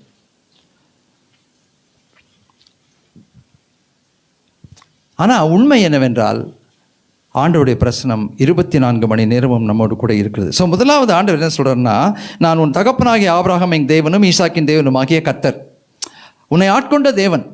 ஒருவேளை நம்ம தகப்பன் ஆபிரகாம் இல்லாமல் இருக்கலாம். விசுவாசத்தின்படி அவர் நம்முடைய தகப்பன் தான், அதில் எந்த சந்தேகமும் இல்லை. கலாத்தியர் 4வது அதிகாரம் 3வது அதிகாரம் வாசித்து பார்த்தீங்கன்னா விசுவாசத்தின்படி நம்ம ஆபிரகாமினுடைய பிள்ளைகளாக இருக்கிறோம். ஆனால் உலக பிரகாரமாக ஒருவேளை மாம்சீக பிரகாரமாக நாம் ஆபிரகாமின் பிள்ளையாக இல்லாமல் இருக்கலாம். ஆனால் ஆண்டவர் என்ன சொல்கிறாருன்னா, நான் உன்னை உருவாக்கினேன், நான் உன்னை படைத்தேன், உன்னை சிருஷ்டித்தேன், உனக்கு நான் தான் பொறுப்பாளி. ஸோ உருவாக்கி படைத்த அந்த பரம தகப்பன் நம்மை பார்த்து என்ன சொல்கிறாருன்னா, நான் இருக்கிறேன், தகப்பனாக இருக்கிறேன், உன்னுடைய ஆத்மநேசராக இருக்கிறேன். ஐ ஆம் தேர், மை பிரசன்ஸ் இஸ் தேர். அதை நீ தான் உணரலை, உன்னால் உணர முடியலை. ஏனென்றால் என்னை காட்டிலும் நீ உன்னுடைய பிரச்சனைகளை பெரிதுபடுத்தி கொண்டிருக்கிறாய். என்னை காட்டிலும் உன்னை சூழ்நிலைகளை நீ பெரிதுபடுத்தி கொண்டிருக்கிறாய். என்னை காட்டிலும் நீ மற்ற காரியங்களை பெரிதுபடுத்தி கொண்டிருக்கிறாய். அதனால என்னுடைய மகிமை உனக்கு தெரியலை, நான் இருப்பது உனக்கு தெரியலை. முதலாவது, நமக்கும் அவருக்கும் இருக்கிற தொடர்பை அவர் என்ன செய்கிறார் தெரியுமா? உறுதிப்படுத்துகிறார். விசுவாசத்தின்படி நாம் அவருடைய புத்திரர், நாம் சீஷர்கள், சுதந்திரவாளிகள், பிள்ளைகளானால் சுதந்திரமாமை, தேவனோடு சுதந்திரரும் கிறிஸ்துவோடு உடன் சுதந்திரமாக இருக்கிறோம். நம்ம யாரு? முதலாவது நம்முடைய ஆழ்த்தத்துவம் என்ன என்பதை நாம் மறந்து விடுகிறோம். we forget our identity. நம்முடைய பார்வையில் அந்த பச்சாதாபத்தினால கைவிடப்பட்டவர்களைப் போல, உதவியற்றவர்களைப் போல, நிற்கதியானவர்களைப் போல வாழ்ந்து கொண்டிருக்கிறோம். அருமையான தேவஜனமே, இப்படிப்பட்ட சூழ்நிலைகளை தான் நம்ம என்ன செய்யணும் தெரியுமா? நம்முடைய உறவை அவரோடு கூட உறுதிப்படுத்திக் கொள்ள வேண்டும். அதற்கு ஒரு பேர் இருக்கு, அந்த உரிமை உறவு. அந்த உரிமை உறவை நாம் உறுதிப்படுத்திக் கொள்ள வேண்டும். அதனால தான் ரோமர் 8வது அதிகாரத்தில் கர்த்தருடைய வார்த்தையை நமக்கு கற்றுக் கொடுக்கிறது. அப்பா பிதாவே என்று கூப்பிட பண்ணுகிற புத்திர சுவிகாரத்தின் ஆவி. ஆமென். ஆண்டவரே ரட்சகரே மீட்பரே நல்லதான் இருக்கு. ஆனால் ஏசப்பான்றது எப்படி இருக்கு? அதில் ஒரு உரிமை உறவு இருக்கிறதுல. பிள்ளை அப்பாவை பார்த்து, நான் வந்து ஸ்கூல் படிக்கும்போது 1ஆம் கிளாஸ்லேருந்து 5ஆம் கிளாஸ் படிக்கும்போது எங்கள் அம்மா டீச்சர், ஸ்கூலில் டீச்சர். ஸ்கூலுக்கு நான் போயிட்டா எங்கள் அம்மாவை அம்மான்னு கூப்பிடக்கூடாது, அதுதான் ரூல். ஸ்கூலில் எங்கள் அம்மா எனக்கு யார்? டீச்சர். அது எனக்கு எவ்வளோ கஷ்டமாக இருக்கும் தெரியுமா? எச்சியை முழுங்கிட்டு எங்கள் அம்மாவை பார்த்து டீச்சர்னு சொல்கிறது ரொம்ப ரொம்ப கஷ்டமாக இருக்கும். வீட்டில் வந்து எத்தனையோ முறை நான் எழுதிருக்கேன் எங்கள் அம்மா கிட்ட, என்ன இந்த மாதிரி பண்ணுறீங்க, இன்றைக்கி இது நியாயமாக இருக்கா அப்படின்னு. அம்மா ரொம்ப ஸ்ட்ரிக்டாக சொல்லுவாங்க, இல்லை ஸ்கூலில் உன்னை எல்லா பிள்ளைங்கள மாதிரி தான் ட்ரீட் பண்ணுவேன், எல்லா பிள்ளைங்களும் அடிக்கிற மாதிரி உன்னை அடிப்பேன். அது ரொம்ப கஷ்டமாக இருந்தது எனக்கு. It took some time for me to overcome that. கொஞ்ச நாள் ஆச்சு அதை எனக்கு டைஜஸ்ட் பண்ணிவிட்டு அப்படி அந்த ரெட்டை வாழ்க்கை வாழ்கிறதுக்கு. அருமையான தேவஜனமே, ஆண்டவரே ரட்சகரை மீட்பரே நல்லது, உண்மைதான், இல்லைன்னு சொல்லலை. ஆனால் பிள்ளை தகப்பனை பார்த்து அப்பா என்று கூப்பிடுவதற்கான உரிமை உறவு கொடுக்கப்பட்டிருக்கிறது. அதை பயன்படுத்தலைன்னா நீங்களும் நானும் அதனால நம்ம நஷ்டம் அடைவோம். உங்கள் ஜெபத்தில் அப்பான்னு சொல்லி கூப்பிடுங்க. யோவான் ஆண்டவராகிய இயேசுவினுடைய மார்பிலை சாய்ந்து கொள்கிறார் அல்லவா? அதுக்கு என்ன காரணம்? அவரும் ஒரு சீஷர் தான். ஆனால் அவர் போய் மார்பிலை சாய்ந்து கொண்டதற்கு என்ன காரணம்? அங்கே இன்னொரு உறவு, இரத்த சம்பந்தமான ஒரு உறவு இருந்தது. யோவான் வந்து ஆண்டவராகிய இயேசுவுக்கு இரத்த சம்பந்தமான உறவினர். அந்த சின்ன வயசுலேருந்து அவங்க ஒன்றா இருந்திருக்கிறாங்க, வளர்ந்துருக்கிறாங்க, ஒன்றா விளையாண்டுருப்பாங்க. அதனால் அந்த உரிமை உறவை அவர் அங்கே உறுதிப்படுத்தி கொள்கிறார், போய் மார்பில் சாய்ந்து கொள்கிறார். கொஞ்சம் யோசித்து பாருங்க, ஆண்டவரே ரட்சகரே மீட்பரே நீங்கள் ஜெபம் பண்ணும்போது ஆண்டவரை எவ்வளவு தூரத்தில் வச்சு ஜெபிக்கிறீங்க? அவர் ஏதோ ரொம்ப தூரமாக இருக்க மாதிரியும் சத்தம் போட்டு கூப்பிடுற மாதிரியும் அப்படிப்பட்ட எண்ணங்கள் எல்லாம் நமக்குள்ளே வருகிறதா? ஜெபம் பண்ணும்போது ஆண்டவர் எங்கே இருக்கிறார் என்று எண்ணி நம்ம கூப்பிடுகிறோம். சங்கீதங்கள் 2 இடத்துல வருகிறது. உன் தேவன் எங்கே என்று அவர்கள் சொல்லுகிற அந்த சத்தம் என் உள்ளத்தை உருவ குத்துகிறதா இருந்தது. வாசிக்கிறீங்களா யாராவது ஒருத்தர்? 42வது சங்கீதம் 3வது வசனத்தில் ஒரு கேள்வி கேட்குறாங்க. உன் தேவன் எங்க? இவ்வளவு நாள் நீ மேன்மை பாராட்டினியே, அந்த தேவன் எங்க? உன்னை ஆசீர்வதிக்கிறவர்னு சொன்னியே, அவர் எங்க? உன் கூடவே இருக்கிறவர்னு சொன்னியே, எங்க? Where is your God? நீங்கள் கஷ்டத்தில், துன்பத்தில், நஷ்டத்தில் போகும்போது இப்படிப்பட்ட கேள்விகளை மற்றவர்கள் உங்களை பார்த்து கேட்பாங்க. அது ரொம்ப வேதனையான ஒரு கேள்வி. நம்ம ஆசீர்வதிக்கப்படும் போது அத்தனை பேருடைய முதுகையும் தட்டி சொல்லலாம், என் தேவன் என்னை ஆசீர்வதிக்கிறார். எனக்கு உயர்வுகள் வரும்போது அநேகருடைய முதுகை தட்டி நான் சொல்ல முடியும், என் தேவன் என்னை ஆசீர்வதித்திருக்கிறார். பெருமையாக சொல்லலாம், மேன்மை பாராட்டலாம். ஆனால் நம்ம துன்பத்துக்குள்ளே கடந்து போகும்போது, ஒரு பள்ளத்தாக்குக்குள்ளே கடந்து போகும்போது, இந்த முதுகை தட்டி, யார் முதுகை தட்டியாவது சொல்ல முடியுமா என் தேவன் என்னோடு இருக்கிறார்? என்ன கேட்பாங்க? Where is your God? சுலபமாக கேட்பாங்க. ஏய், பைபிளை தூக்கிட்டு போனியே, உனக்கு என்ன நடந்தது? இயேசு இயேசு ஏசப்பான்னு சொன்னியே, உனக்கு என்ன நடந்தது? நம்முடைய முகத்தை வெட்கப்படுத்துகிறதற்கு சில காரியங்கள் இருக்கும் கண்டிப்பாக. அதைத்தான் நம்ம பார்க்குறோம். சங்கீதம் 42:3 பார்க்குறோம். சங்கீதம் 79:10 பார்க்குறோம். தேசங்கள் எழும்பி கேட்டுச்சான், உன்னுடைய தேவன் எங்கே?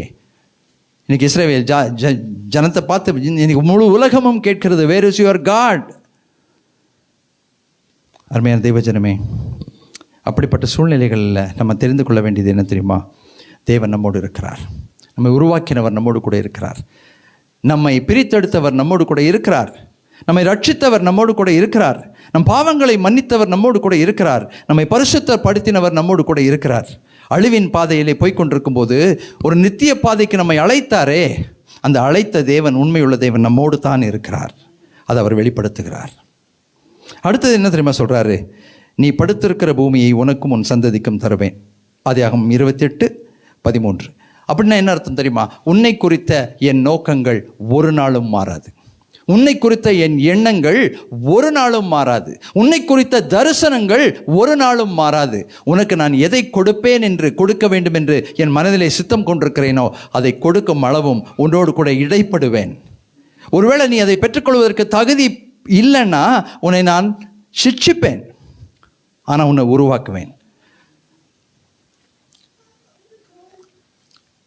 ஒரு குயவன் ஒரு மண்பாண்டத்தை உருவாக்கி தனக்கு ஏற்ற மண்பாண்டமாக அதை வனையும் வரைக்கும் அவன் அதை எத்தனை முறை வேண்டுமானாலும் உடைத்து போட்டு மீண்டும் மீண்டும் உருவாக்குவான். அந்த உரிமையை நம்ம அவருக்கு கொடுக்கணும். ஆண்டவரே, என்னை நீங்கள் உடைச்சாவது சீர்படுத்துங்க. ஏன் தெரியுமா? அவர் அவருடைய மனதிலே நமக்காக சித்தம் கொண்டிருக்கிற எல்லாவற்றையும் கொடுக்கும்படியாக. எரேமியா 29:11 என்ன சொல்லுகிறது?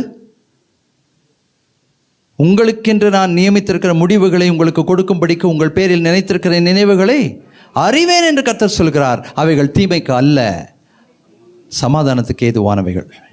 எரேமியா 29:11. நமக்காக அவர் சில சுதந்திரங்களை வைத்திருக்கிறார்.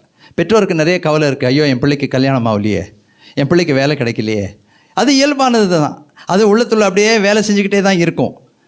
ஆனால் பரம தகப்பனுக்கு தெரியும் எப்பொழுது என்ன செய்ய வேண்டும் என்று. எப்போ நம்ம பிள்ளைங்களை உங்கள் பிள்ளைங்க நீங்கள் பார்த்துக்கோங்க ஆண்டவரேன்னு ஒப்பு கொடுக்குறோமோ அப்போ அவர் பார்த்துக்கொள்ளுவார். ஏற்ற காலத்தில் ஏற்ற காரியங்கள் நடக்கும். அதை நம் கண்கள் கண்டு அவருடைய நாமத்தை மகிமைப்படுத்தும். அவர் நமக்காக வைத்திருக்கிற சுதந்திரங்கள், அவர் நமக்காக வைத்திருக்கிற நன்மைகள், அவர் நமக்காக வைத்திருக்கிற ஆசீர்வாதங்களை ஏற்ற காலத்திலே கொடுப்பதற்கு அவர் உண்மை உள்ளவராக இருக்கிறார். ஒருவேளை அதை பெற்றுக்கொள்வதற்கு நமக்கு தகுதி இல்லைன்னா நம்மை உடைப்பார். அதுக்கு நம்ம அனுமதி கொடுக்க வேண்டும். சிட்சிப்பார். சில காரியங்களை நம்ம வாழ்க்கையில் சீர்படுத்துவார், ஸ்திரப்படுத்துவார். அதற்கு பிறகு அதை நமக்கு கொடுப்பார். அதை தான் இங்கே யாக்கோபுக்கு வெளிப்படுத்தினார். உனக்கும் உன்னுடைய சந்ததிக்கும் உன்னுடைய பிதாக்களுக்கு நான் வாக்குத்தத்தம் பண்ணியதை கொடுக்காமல் போக மாட்டேன். நீ ஒருவேளை இப்போ தப்பு செஞ்சுட்டு தான் ஓடுறவனாக தான் இருக்கிற, நீ பாவம் செய்து கொண்டு உன்னுடைய சுதந்திரத்தை விட்டு ஓடுறவனாக இருக்கிற. எதை அவன் பெற்றுக்கொள்ளணும்னு நினைச்சானோ, அந்த சேஷ்ட புஸ்த பாகத்தை பெற்றுக்கொள்ளணும்னு நினைச்சானோ, அதை பெற்றுக்கொள்ள நினைத்ததுனால தான் வந்து அந்த பகையின் நிமித்தம் பயந்து ஓடுறான். ஆனால் ஆண்டவர் என்ன தெரியுமா சொல்கிறாரு? உனக்கு அது வாக்குத்தத்தம் பண்ணப்பட்டிருக்கிறது, நான் உனக்கு கொடுப்பேன். ஆமீன். அடுத்தது என்ன தெரியுமா சொல்கிறாரு? உன் சந்ததி பூமியின் தூளை போல இருக்கும். நீ மேற்கேயும் கிழக்கேயும் வடக்கேயும் தெற்கேயும் பரம்புவாய். உனக்குள்ளும் உன் சந்ததிக்குள்ளும் பூமியின் வம்சங்கள் எல்லாம் ஆசீர்வதிக்கப்படும். அதை நான் மாற்ற மாட்டேன். உன்னை குறித்து நான் எண்ணி இருக்கிற நினைவுகளை நான் மாற்றிக்கொள்ள மாட்டேன், சிந்தனைகளை நான் மாற்றிக்கொள்ள மாட்டேன், அதை நான் இழுத்து பிடிக்க மாட்டேன். ஆனால் அதை நீ பெற்றுக்கொள்வதற்கு உன்னை நான் உருவாக்குவேன். அப்போ நம்ம அவர்கிட்ட ஒப்பு கொடுத்துடணும். ஆண்டவரே, நீங்கள் என்னை உருவாக்குங்க. எதை நான் இழந்தாலும் நீர் எனக்காக வைத்திருக்கிற சுதந்திரங்களை நான் இழக்கக்கூடாது. நீங்கள் எனக்கு வைத்திருக்கிற நன்மைகளை இழக்கக்கூடாது. ப்ரொமோஷன் வரல, எவ்வளோ போராடுறோம் இல்லையா? அந்த மேனேஜரை பற்றி என்ன மாதிரி திட்டுறோம், யாரெல்லாம் நமக்கு அதுக்கு எதிராக இருக்காங்களோ அவங்கள திட்டுறோம், கோவப்படுறோம், வருத்தப்படுறோம் அவங்கள நினச்சா. தேவையே இல்லை. அந்த ப்ரொமோஷனை உங்களுக்கு கொடுக்கக்கூடிய அதிகாரம் ராஜாதிராஜாவுடைய கையில் இருக்கிறது. அதை உங்களுக்கு கொடுப்பதற்கு எந்த சூழ்நிலையும் மாற்றுவார். உங்களுக்கு எதிராக இருக்கிற மேனேஜரை கூட எடுத்து வெளியில் போட்டு வேறு மேனேஜரை கொண்டு வந்து வைப்பார். அப்போ யார்கிட்ட நம்ம கேட்கணும்? அவர்கிட்ட தான் நம்ம கேட்கணும். ஆண்டவரே, நீங்கள் இது எனக்கு கொடுங்க, உமக்கு சித்தமாக இருந்தால் இது எனக்கு கிடைக்கும், உமக்கு சித்தமாக இருந்தால் இதை நீங்கள் எனக்கு கொடுப்பீங்க. No power in the universe can withhold anything that the Lord wants to give you. உங்களுக்கு இந்த தேவன் கொடுக்க நினைக்கிற விரும்புகிற எதையும் இந்த அண்ட சராசரத்தில் ஒரு அதிகாரமும் தடை செய்ய முடியாது. எத்தனை பேர் நம்புறீங்க? ஆமென். அடுத்ததாக என்ன சொல்றார் பாருங்க, நான் உன்னோடு இருந்து நீ போகிற இடத்துல எல்லாம் உன்னை காத்து உன்னை இந்த தேசத்துக்கு திரும்ப பரவல் பண்ணுவேன். உன் கூட நான் இருப்பேன். நீ என் கூட இருக்கியோ இல்லையோ, நான் உன் கூட இருப்பேன். நீ என்னை கனம் பண்ணுறியோ இல்லையோ, உன் கூட நான் இருப்பேன். நீ என்னை மகிமைப்படுத்துகிறாயோ இல்லையோ, நான் உன்னோடு இருப்பேன். நீ என்னை நினைக்கிறாயோ இல்லையோ, உன்னை நான் நினைத்து உன்னோடு கூட இருப்பேன். அது அவருடைய குணாதிசயம். இந்த உலகம் எப்படி தெரியுங்களா? Did for date. எப்படின்னா, நீ எனக்கு கொடுக்கலையா, நான் உனக்கு கொடுக்க மாட்டேன். நீ பிறந்தநாளைக்கு விஷ் பண்ணலையா, நான் உன் பிறந்தநாளைக்கு விஷ் பண்ண மாட்டேன். கிறிஸ்தவர்களும் இன்றைக்கி நம்ம அப்படி தான் இருக்கோம். நீ என்னை பார்த்து சிரிக்கலை, நான் உன்னை பார்த்து சிரிக்க மாட்டேன். நீ எனக்கு குட் மார்னிங் சொல்ல, நான் உனக்கு குட் மார்னிங் சொல்ல மாட்டேன்.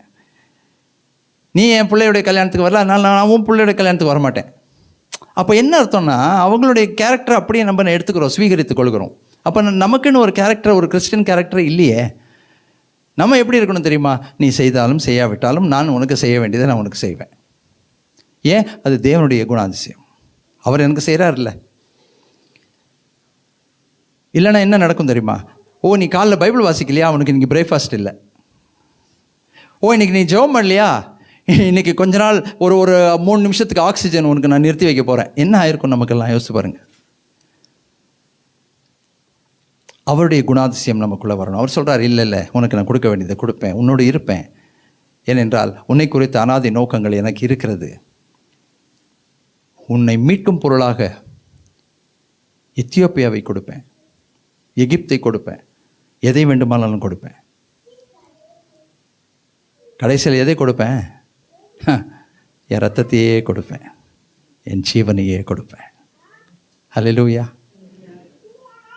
தம்முடைய ஒரே பேரான குமாரன் என்றும் பாராமல் அவரையே நமக்கு ஆக கொடுத்தவர் மற்ற எல்லாவற்றையும் நமக்கு அருளாதிருப்பது எப்படி? ரோமர் 8:32.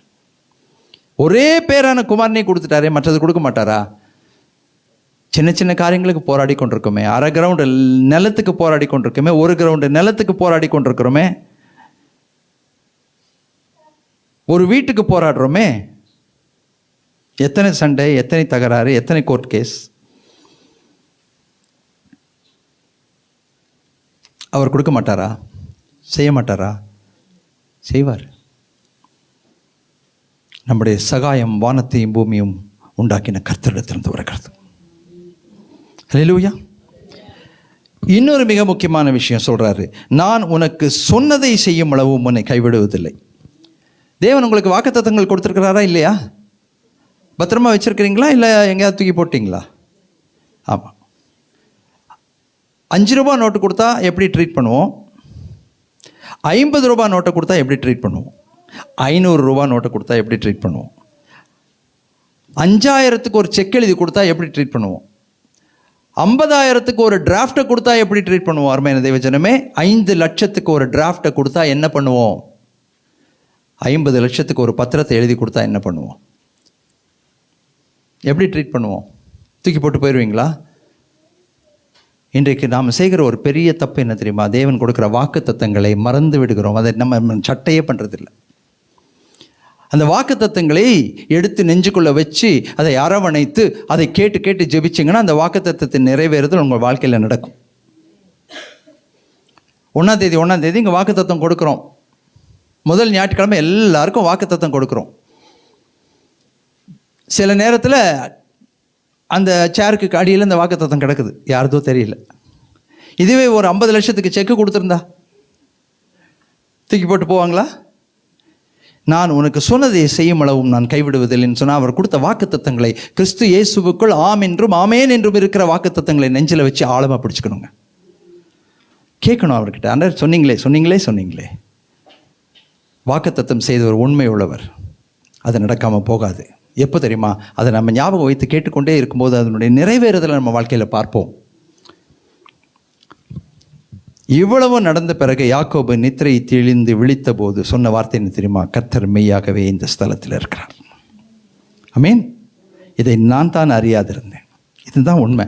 என் தேவன் எங்கேன்னு நம்ம கேட்குறோம் இல்லைங்களா?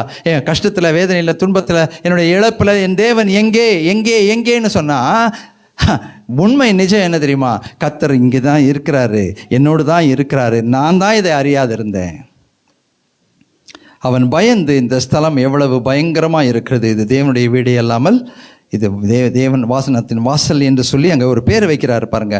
அந்த ஸ்தலத்திற்கு பெத்தேல் என்று பெயரிட்டான். நம்முடைய வாழ்க்கையில் பெத்தேல் என்பது 24 மணி நேரமும் நம்மோடு கூட இருக்க வேண்டிய ஒரு ஸ்தலம். தேவன் என்னோடு இருக்கிறார். இம்மானுவேல் என்ற வார்த்தைக்கு அர்த்தம் தேவன் நம்மோடு. தேவன் நம்மோடு இருக்கிறார், இருந்தார், இருப்பார்லாம் இல்லை. தேவன் நம்மோடு. God with us.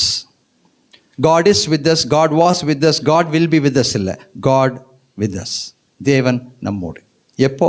24 மணி நேரம். நேற்றும் இன்று மாறாதவர். ஆமீன். அங்கே ஒரு பேர் வைக்கிறாங்க. இப்போ இன்னைக்கு இந்த செய்தி உங்களுக்கு ஒரு நித்திரை தெளிந்து விழித்த மாதிரி இருந்ததுன்னா, ஒரு விஷயம் சொல்கிறேன், கோச்சிக்காதீங்க. அந்த இடத்துக்கு அதுக்கு முன்னால் என்ன பேர் வச்சுருந்தாங்களாம்? பெத்தேலுக்கு லூஸ். இந்த சத்தியம் தெரியாதவங்களாம் யார் தான்? லூஸ் தான். Hanging loose. சத்தியம் தெரிந்தவர்களெல்லாம் டைட்டு. இதை நம்ம புரிந்து கொண்டோன்னா, இனி இந்த தேவன் என்னோடு இருக்கிறார், அவருடைய வாக்குத்தத்தங்கள் எல்லாம் என்னோடு இருக்கிறது, அவருடைய செயல்பாடுகள் என் வாழ்க்கையில் இருக்கிறது. யோபு சொல்கிறாரு, நான் செல்வ செழிப்போடு இருந்தபோது தேவனுடைய ரகசிய செயல்களின் கூடாரத்தில் இருந்தது. The secret acts of God was present in my life. ரொம்ப அழகாக சொல்கிறார். அருமையான தேவஜனமே, இன்றைக்கு இதைத்தான் உங்களுக்கு வலியுறுத்தி அனுப்ப விரும்புகிறேன். தேவன் உங்களோடு இருக்கிறார். நான் உங்களை விட்டு விலகுவதும் இல்லை, உங்களை கைவிடுவதும் இல்லை சொன்னவர் உங்களோடு கூட இருக்கிறார். அப்போது இங்கே ஒரு பொருத்தனை பண்ணுறாரு. என்ன பொருத்தனைனாக்கா, தேவன் என்னோடு இருந்து நான் போகிற வழியில் என்னை காப்பாற்றி உண்ண ஆகாரமும் உடுக்க வஸ்திரமும் எனக்கு தந்து என்னை என் தகப்பன் வீட்டுக்கு சமாதானத்தோடு திரும்பி வர பண்ணினானால், முதலாவது கர்த்தர் என் தேவனாக இருப்பார். ரெண்டாவது, நான் நிறுத்தின இந்த தூண் கர்த்தருக்கு தேவனுக்கு வீடாகும். அது அஃப்கோர்ஸ் மறந்துடுறாரு அவர். தேவன் அவர் ஆசீர்வதித்து நிறைய செல்வ செழிப்பை கொடுத்த உடனே திரும்பி வரும்போது அதை மறந்துடுறாரு. ஒரு இடத்துல செட்டில் பண்ணணும்னு நினைக்கிறாரு. ஆனால் ஆண்டவர் அதை ஞாபகப்படுத்தி மறுபடியும் இந்த இடத்திற்கு கொண்டு வந்து அந்த இடத்துல தேவனுடைய பலிபீடத்தை நட்டு அங்கே தேவனுக்கு ஒரு வீட்டை கட்டும்படியான ஒரு சூழ்நிலைக்குள்ள ஆண்டவர் நடத்துகிறார். அதுக்கு முன்னால் சில பிரச்சனைகள் வருகிறது யாருடைய வாழ்க்கையில்? யாக்கோபுடைய வாழ்க்கையில். அப்புறம் அந்த ஆண்டவர் அதை உணர்த்தி கொண்டு வந்து செய்கிறார். அதுக்கு பிறகு பார்த்தீங்கன்னா சகோதரனோட சமாதானமாக ஆகி வாழ்வதற்கான ஒரு வாய்ப்பு அருளப்பட்டது. அப்புறம் என்ன சொல்கிறாருனாக்கா, உமக்கு எல்லாவற்றும் தேவன் தருகிற எல்லாவற்றும் உமக்கு தசம பாகம் செலுத்துவேன் என்று ஆண்டவர் கேட்கல. நல்லா தெரிஞ்சுக்கோங்க, ஆண்டவர் எந்த இடத்துலையுமே நீ எனக்கு தசபாகம் கொடுத்தே ஆகணும்னு கேட்குறதில்ல. ஆண்டவர் எங்கேயுமே எனக்கு நீ காணிக்க கொடுன்னு கேட்குறது கிடையாது. பழைய ஏற்பாட்டிலையும் சரி, புதிய ஏற்பாட்டிலையும் சரி.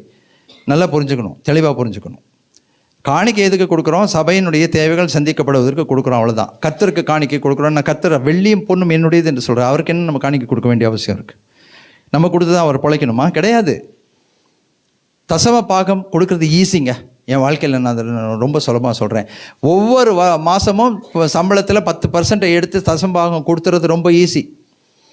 ஆனால் ஜீவபலியாய் வாழ்வது கஷ்டம். ஆண்டவர் எதை தெரியுமா கேட்குறாரு? ஜீவபலியாய் நீ வாழு. முதல்ல நீ ஜீவபலியாய் வாழு. அதுக்கு பிறகு நீ தசம்பாகம் கொடு, நீ காணிக்க கொடு, அது உன்னுடைய இஷ்டம். உனக்கும் உன் சகோதரனுக்கும் ஒரு பிரச்சனை இருந்தால் பலிபீடத்தில் நீ காணிக்க கொண்டு வந்து வைக்கும்போது ஆண்டவர் என்ன சொல்கிறாரு? அந்த காணிக்கையை அந்த இடத்துல வச்சுட்டு போய் உன் சகோதரனோட ஒப்புரவாக்கி திருப்பி வந்து நீ காணிக்கை கொடு, அந்த கொடு, நான் ஏற்றுக்கொள்கிறேன்னு சொல்கிறார். இன்றைக்கி காணிக்கைகளை குறித்தும் தசம பாகங்களை குறித்தும் வித்தியாசமான பிரசங்கங்கள்லாம் நிறையா இருக்குது. தசம பாகம் கொடுக்கலன்னா கர்த்தர் உன்னை அடிச்சிருவார், உன்னை கொன்னுடுவார், உன்னை ஆசீர்வதிக்க மாட்டார். அதெல்லாம் தயவுசெய்து நம்பாதீங்க. நம்ம பணம் அவருக்கு தேவையில்லை, நம்ம நகை அவருக்கு தேவையில்லை, நம்மளுடைய சொத்துரிமைகளெல்லாம் அவருக்கு தேவையில்லை. அண்டசராசிரியத்தின் அதிபதி, அவரால் செய்யக்கூடாத அதிசயமான காரியம் ஒன்றுமில்லை. ஒன்று முக்கியம், ஜீவ பலியாய் முதலாவது என்னை நான் ஒப்புக் கொடுக்க வேண்டும், என் வாழ்க்கையை ஒப்புக் கொடுக்க வேண்டும். அவருடைய பிள்ளையாய் நான் வாழணும், அவரை நான் கனம் பண்ணணும், அவரை மகிமைப்படுத்தணும். அவருடைய பேர் என் வாழ்க்கையில் எந்த காரணத்தை கொண்டும் சீர்கெட்டு போகக்கூடாது. பற்றியா அவன் ஒரு கிறிஸ்தவன், இவன் ஒரு கிறிஸ்தவன், இவெல்லாம் இப்படி பண்ணிகிட்டு இருக்கான் பாரு அப்படின்னு யாரும் நம்மளை பார்த்து சொல்லக்கூடாது. என்றைக்கு நம்மை ஜீவபலியாய் நம்ம ஒப்புக் கொடுக்குறோமோ அருமையான தேவஜனமே, அன்றைக்கு நாமும் அங்கீகரிக்கப்பட்டிருப்போம், நம்முடைய காணிக்கைகளும் அங்கீகரிக்கப்பட்டிருக்கோம். ஸோ முதலாவது எதற்காக நம்ம பிரயாசப்படணும் தெரியுங்களா? நம்ம ஜீவபலியாய் ஒப்புக் கொடுப்பதற்காக நம்ம பிரயாசப்படணும். நம்ம வாழ்க்கையை அவருடைய திருக்கரத்திலே ஒப்புக் கொடுக்கணும். அப்போது அவர் நம்மையும் நம்முடைய காணிக்கைகளையும் அங்கீகரித்து ஏற்றுக்கொள்வார், நம்மை ஆசீர்வதிப்பார். அதற்குரிய பலன் நிச்சயமாக கிடைக்கும், கிடைக்காமல் போகாது. ஆனால் முதலாவது நான் ஜீவபலியாய் நான் ஒப்புக் கொடுக்க வேண்டும், ரொம்ப ரொம்ப முக்கியம். அப்போ என்னுடைய தேவையில் என் தேவன் எங்கே இருக்கிறார் என்பதையும் நான் கண்டுபிடித்து விட முடியும். என் தேவன் எங்கே இருக்கிறார் தெரியுமா? என்னுடைய ஆண்டவர் எங்கே இருக்கிறார் தெரியுமா? அதை நம்ம இப்போ பார்க்க போகிறோம். அதுக்கு முன்னால் ரோமர் 12வது அதிகாரம் 1-2 வசனங்களை மாத்திரம் வாசிப்போம். ரோமர் 12வது அதிகாரம் 1-2 வசனங்கள் எல்லாரும் சேர்ந்து வாசிப்போம், வைராக்கியமாக வாசிப்போம். Romans 12:1-2. அப்படி இருக்க சகோதரரே, சேர்ந்து வாசிக்கிறீங்களா? அப்படி இருக்க சகோதரரே, நீங்கள் உங்கள் சரீரங்களை பரிசுத்தமும் தேவனுக்கு பிரியமுமான ஜீவபலியாய் ஒப்புக் கொடுக்க வேண்டும் என்று தேவனுடைய இரக்கங்களை முன்னிட்டு உங்களை வேண்டிக் கொள்கிறேன். இதுவே நீங்கள் செய்யத்தக்க புத்தியுள்ள ஆராதனை. நீங்கள் இந்த பிரபஞ்சத்திற்கு ஒத்த வேஷம் தெரியாமல் தேவனுடைய நன்மையும் பிரியமும் பரிபூர்ணமுமான சித்தம் இன்னதென்று பகுத்தறியத்தக்கதாக உங்கள் மனம் புதிதாகிறதுனாலே மறுரூபமாகுங்கள். 2 விஷயம் சொல்றாரு. புத்தியுள்ள ஆராதனை என்னவென்றால் நீ ஜீவபலியாய் மாற வேண்டும். 2வது என்ன சொல்கிறாருன்னா, புத்தியுள்ள ஆராதனை என்னவென்றால் உன்னுடைய மனம் புதிதாகுகிறதுனாலே நீ மறுரூபமாக வேண்டும். மறுரூபத்தை பற்றி உங்களுக்கு நான் பேசிக்கொண்டே இருக்கிறேன் தொடர்ந்து. மறுரூபம் என்றால் கிருபையின் மேல் கிருபை, வல்லமையின் மேல் வல்லமை, பரிசுத்தத்தின் மேல் பரிசுத்தம், மகிமையின் மேல் மகிமை. கிருபையின் மேல் கிருபை, வல்லமையின் மேல் வல்லமை, பரிசுத்தத்தின் மேல் பரிசுத்தம், மகிமையின் மேல் மகிமை. ஆமென். அதான் மறுரூபம். ஒரு லெவல்லேருந்து அடுத்த லெவல், ஒரு லெவல்லேருந்து அடுத்த லெவல், மேலே மேலே மேலே போயிட்டே இருக்கணுங்க. இந்த 2 இருந்தால் வாழ்க்கையில் அங்கீகரிக்கப்பட்ட பலியாய் நான் காணப்படுவேன். முதல்ல என்ன அவர் அங்கீகரிக்கணும், ஜீவ பலியா, அப்புறம் தான் என் காணிக்கைகள் எல்லாம். அடுத்ததாக இந்த ஆண்டவர் எங்கே இருக்கிறாரு? யோபுடைய அங்காளாய்ப்பு அது தானே. அவர் மாத்திரம் எங்கே இருக்கிறாருன்னு தெரிஞ்சா அவர்கிட்ட போய் என்னுடைய நியாயங்களை வைப்பேன். இன்றைக்கு உங்களுக்கு நான் கற்றுத்தருகிறேன் இந்த ஆண்டவர் எங்கே இருக்கிறார். 1 கொரிந்தியர் 3வது அதிகாரம் 16வது வசனம் 17வது வசனம். 1 கொரிந்தியர் 3வது அதிகாரம் 16வது வசனம் 17வது வசனம் சேர்ந்து வாசிப்போம். நீங்கள் தேவனுடைய ஆலயமாய் இருக்கிறீர்கள் என்றும் தேவனுடைய ஆவி உங்களில் வாசமாய் இருக்கிறார் என்றும் அறியாதிருக்கிறீர்களா? ஒருவன் தேவனுடைய ஆலயத்தை கெடுத்தால் அவனை தேவன் கெடுப்பார். தேவனுடைய ஆலயம் பரிசுத்தமாக இருக்கிறது, நீங்களே அந்த ஆலயம். அல்லேலூயா. இந்த தேவன் எங்கே இருக்கிறாரு? வானத்தில் பூமியில் எங்கேயும் இல்லை, மலை உச்சியில் இல்லை, பீடங்கள் மேலே சிலைகளாக இல்லை. இந்த தேவன் வேற எங்கேயும் இல்லைங்க. இந்த தேவன் எங்கே இருக்கிறாரு? நமக்குள்ளே இருக்கிறாரு. நாம தான் அந்த ஆலயம். அந்த ஆலயத்தின் பிரமாணம் பரிசுத்தம். இங்கே பார்த்தா தான் அந்த ஆண்டவரை நீங்கள் பார்க்க முடியும். இந்த ஆண்டவர் வெளியில் எங்கே தேடினாலும் கிடைக்க மாட்டார். காட்டில் போய் தேடினா கிடைக்க மாட்டார், வனாந்தரத்தில் போய் தேடினா கிடைக்க மாட்டார். உங்களுக்குள்ளே பாருங்கள், கிடைப்பார். அங்கே தான் அவர் இருக்க விரும்புகிறார். அதே 1 கொரிந்தியர் 6வது அதிகாரம் 19வது வசனம் கடைசி வசனம். 1 கொரிந்தியர் 6வது அதிகாரம் கடைசி வசனம். உங்கள் சரீரமானது நீங்கள் தேவனாலே பெற்றும் உங்களில் தங்கியும் இருக்கிற பரிசுத்த ஆவியினுடைய ஆலயமாய் இருக்கிறது என்றும் நீங்கள் உங்களுடையவர்கள் அல்லவென்றும் அறியீர்களா? ரொம்ப அழகாக தெளிவாக சொல்கிறார். எங்களுக்குள்ளே வாசம் செய்யும் ஆவியானவரே, சித்தம் போல நடத்தி செல்லும் ஐயா. அதான் ஃபாதர் பார்க்மேன்ஸுடைய பாட்டுகள் எல்லாம் அவ்வளோ ஆழமான பாடல்கள். வெறும் வார்த்தைகள் அல்ல, வெறும் காம்போசிஷன்ஸ் கிடையாது, தெளிவான சத்தியம். உங்களுக்குள்ளே இருக்கிறார், உங்களுக்குள்ளே இருப்பவரை நீங்கள் அறியீர்களா? உங்களுக்குள்ளே இருப்பவரை வெளியில் போய் தேடுறீங்களே. ஏங்க நம்ம தேவைகளை எடுத்துக்கொண்டு ஊழியக்காரர்கிட்ட போகிறோம் ஜெபிக்கிறதுக்கு? சொல்லுங்க பார்ப்போம். நம்ம என்ன நினைக்கிறோம் தெரியுமா? அவருக்குள்ளே இருக்கிறாரு, அதனால நம்ம ஜெப குறிப்பாக அவர்கிட்ட சொல்லும்போது அவர் ஜெபத்தை ஏறெடுத்து நமக்காக பதில் வாங்கி தருவார் நம்ம நினைக்கிறோம். அவருக்குள்ளே இருப்பார், இல்லைன்னு சொல்லலை. ஆனால் எனக்குள்ளே இருக்க வேண்டியவரை எனக்குள்ளே வைத்துக்கொள்ள உரிமை வைத்திருக்கிற நான் ஏன் போய் அவரை இன்னொரு இடத்துல தேடணும்? ஏன் தீர்க்கதரிசிகிட்ட ஓடணும்? எனக்குள்ளே இருக்கவர் எனக்கு பதில் கொடுக்க மாட்டாரா? என்னைக்கு நீங்கள் என் தேவன் எனக்குள்ளே இருக்கிறார், நான் அவரோட நேரடியாக இடைப்படுவேன், எனக்கு அவர் பதில் கொடுப்பார்னு உங்கள் வாழ்க்கையில் உறுதிப்படுறீங்களோ, அப்போ உங்கள் ஆவிக்குரிய வாழ்க்கை ஸ்ட்ராங் ஆகிட்டு வருதுன்னு அர்த்தம். எப்பொழுதுமே நம்ம தேவைகளுக்கு இன்னொருத்தரை சார்ந்து கொண்டிருந்தா,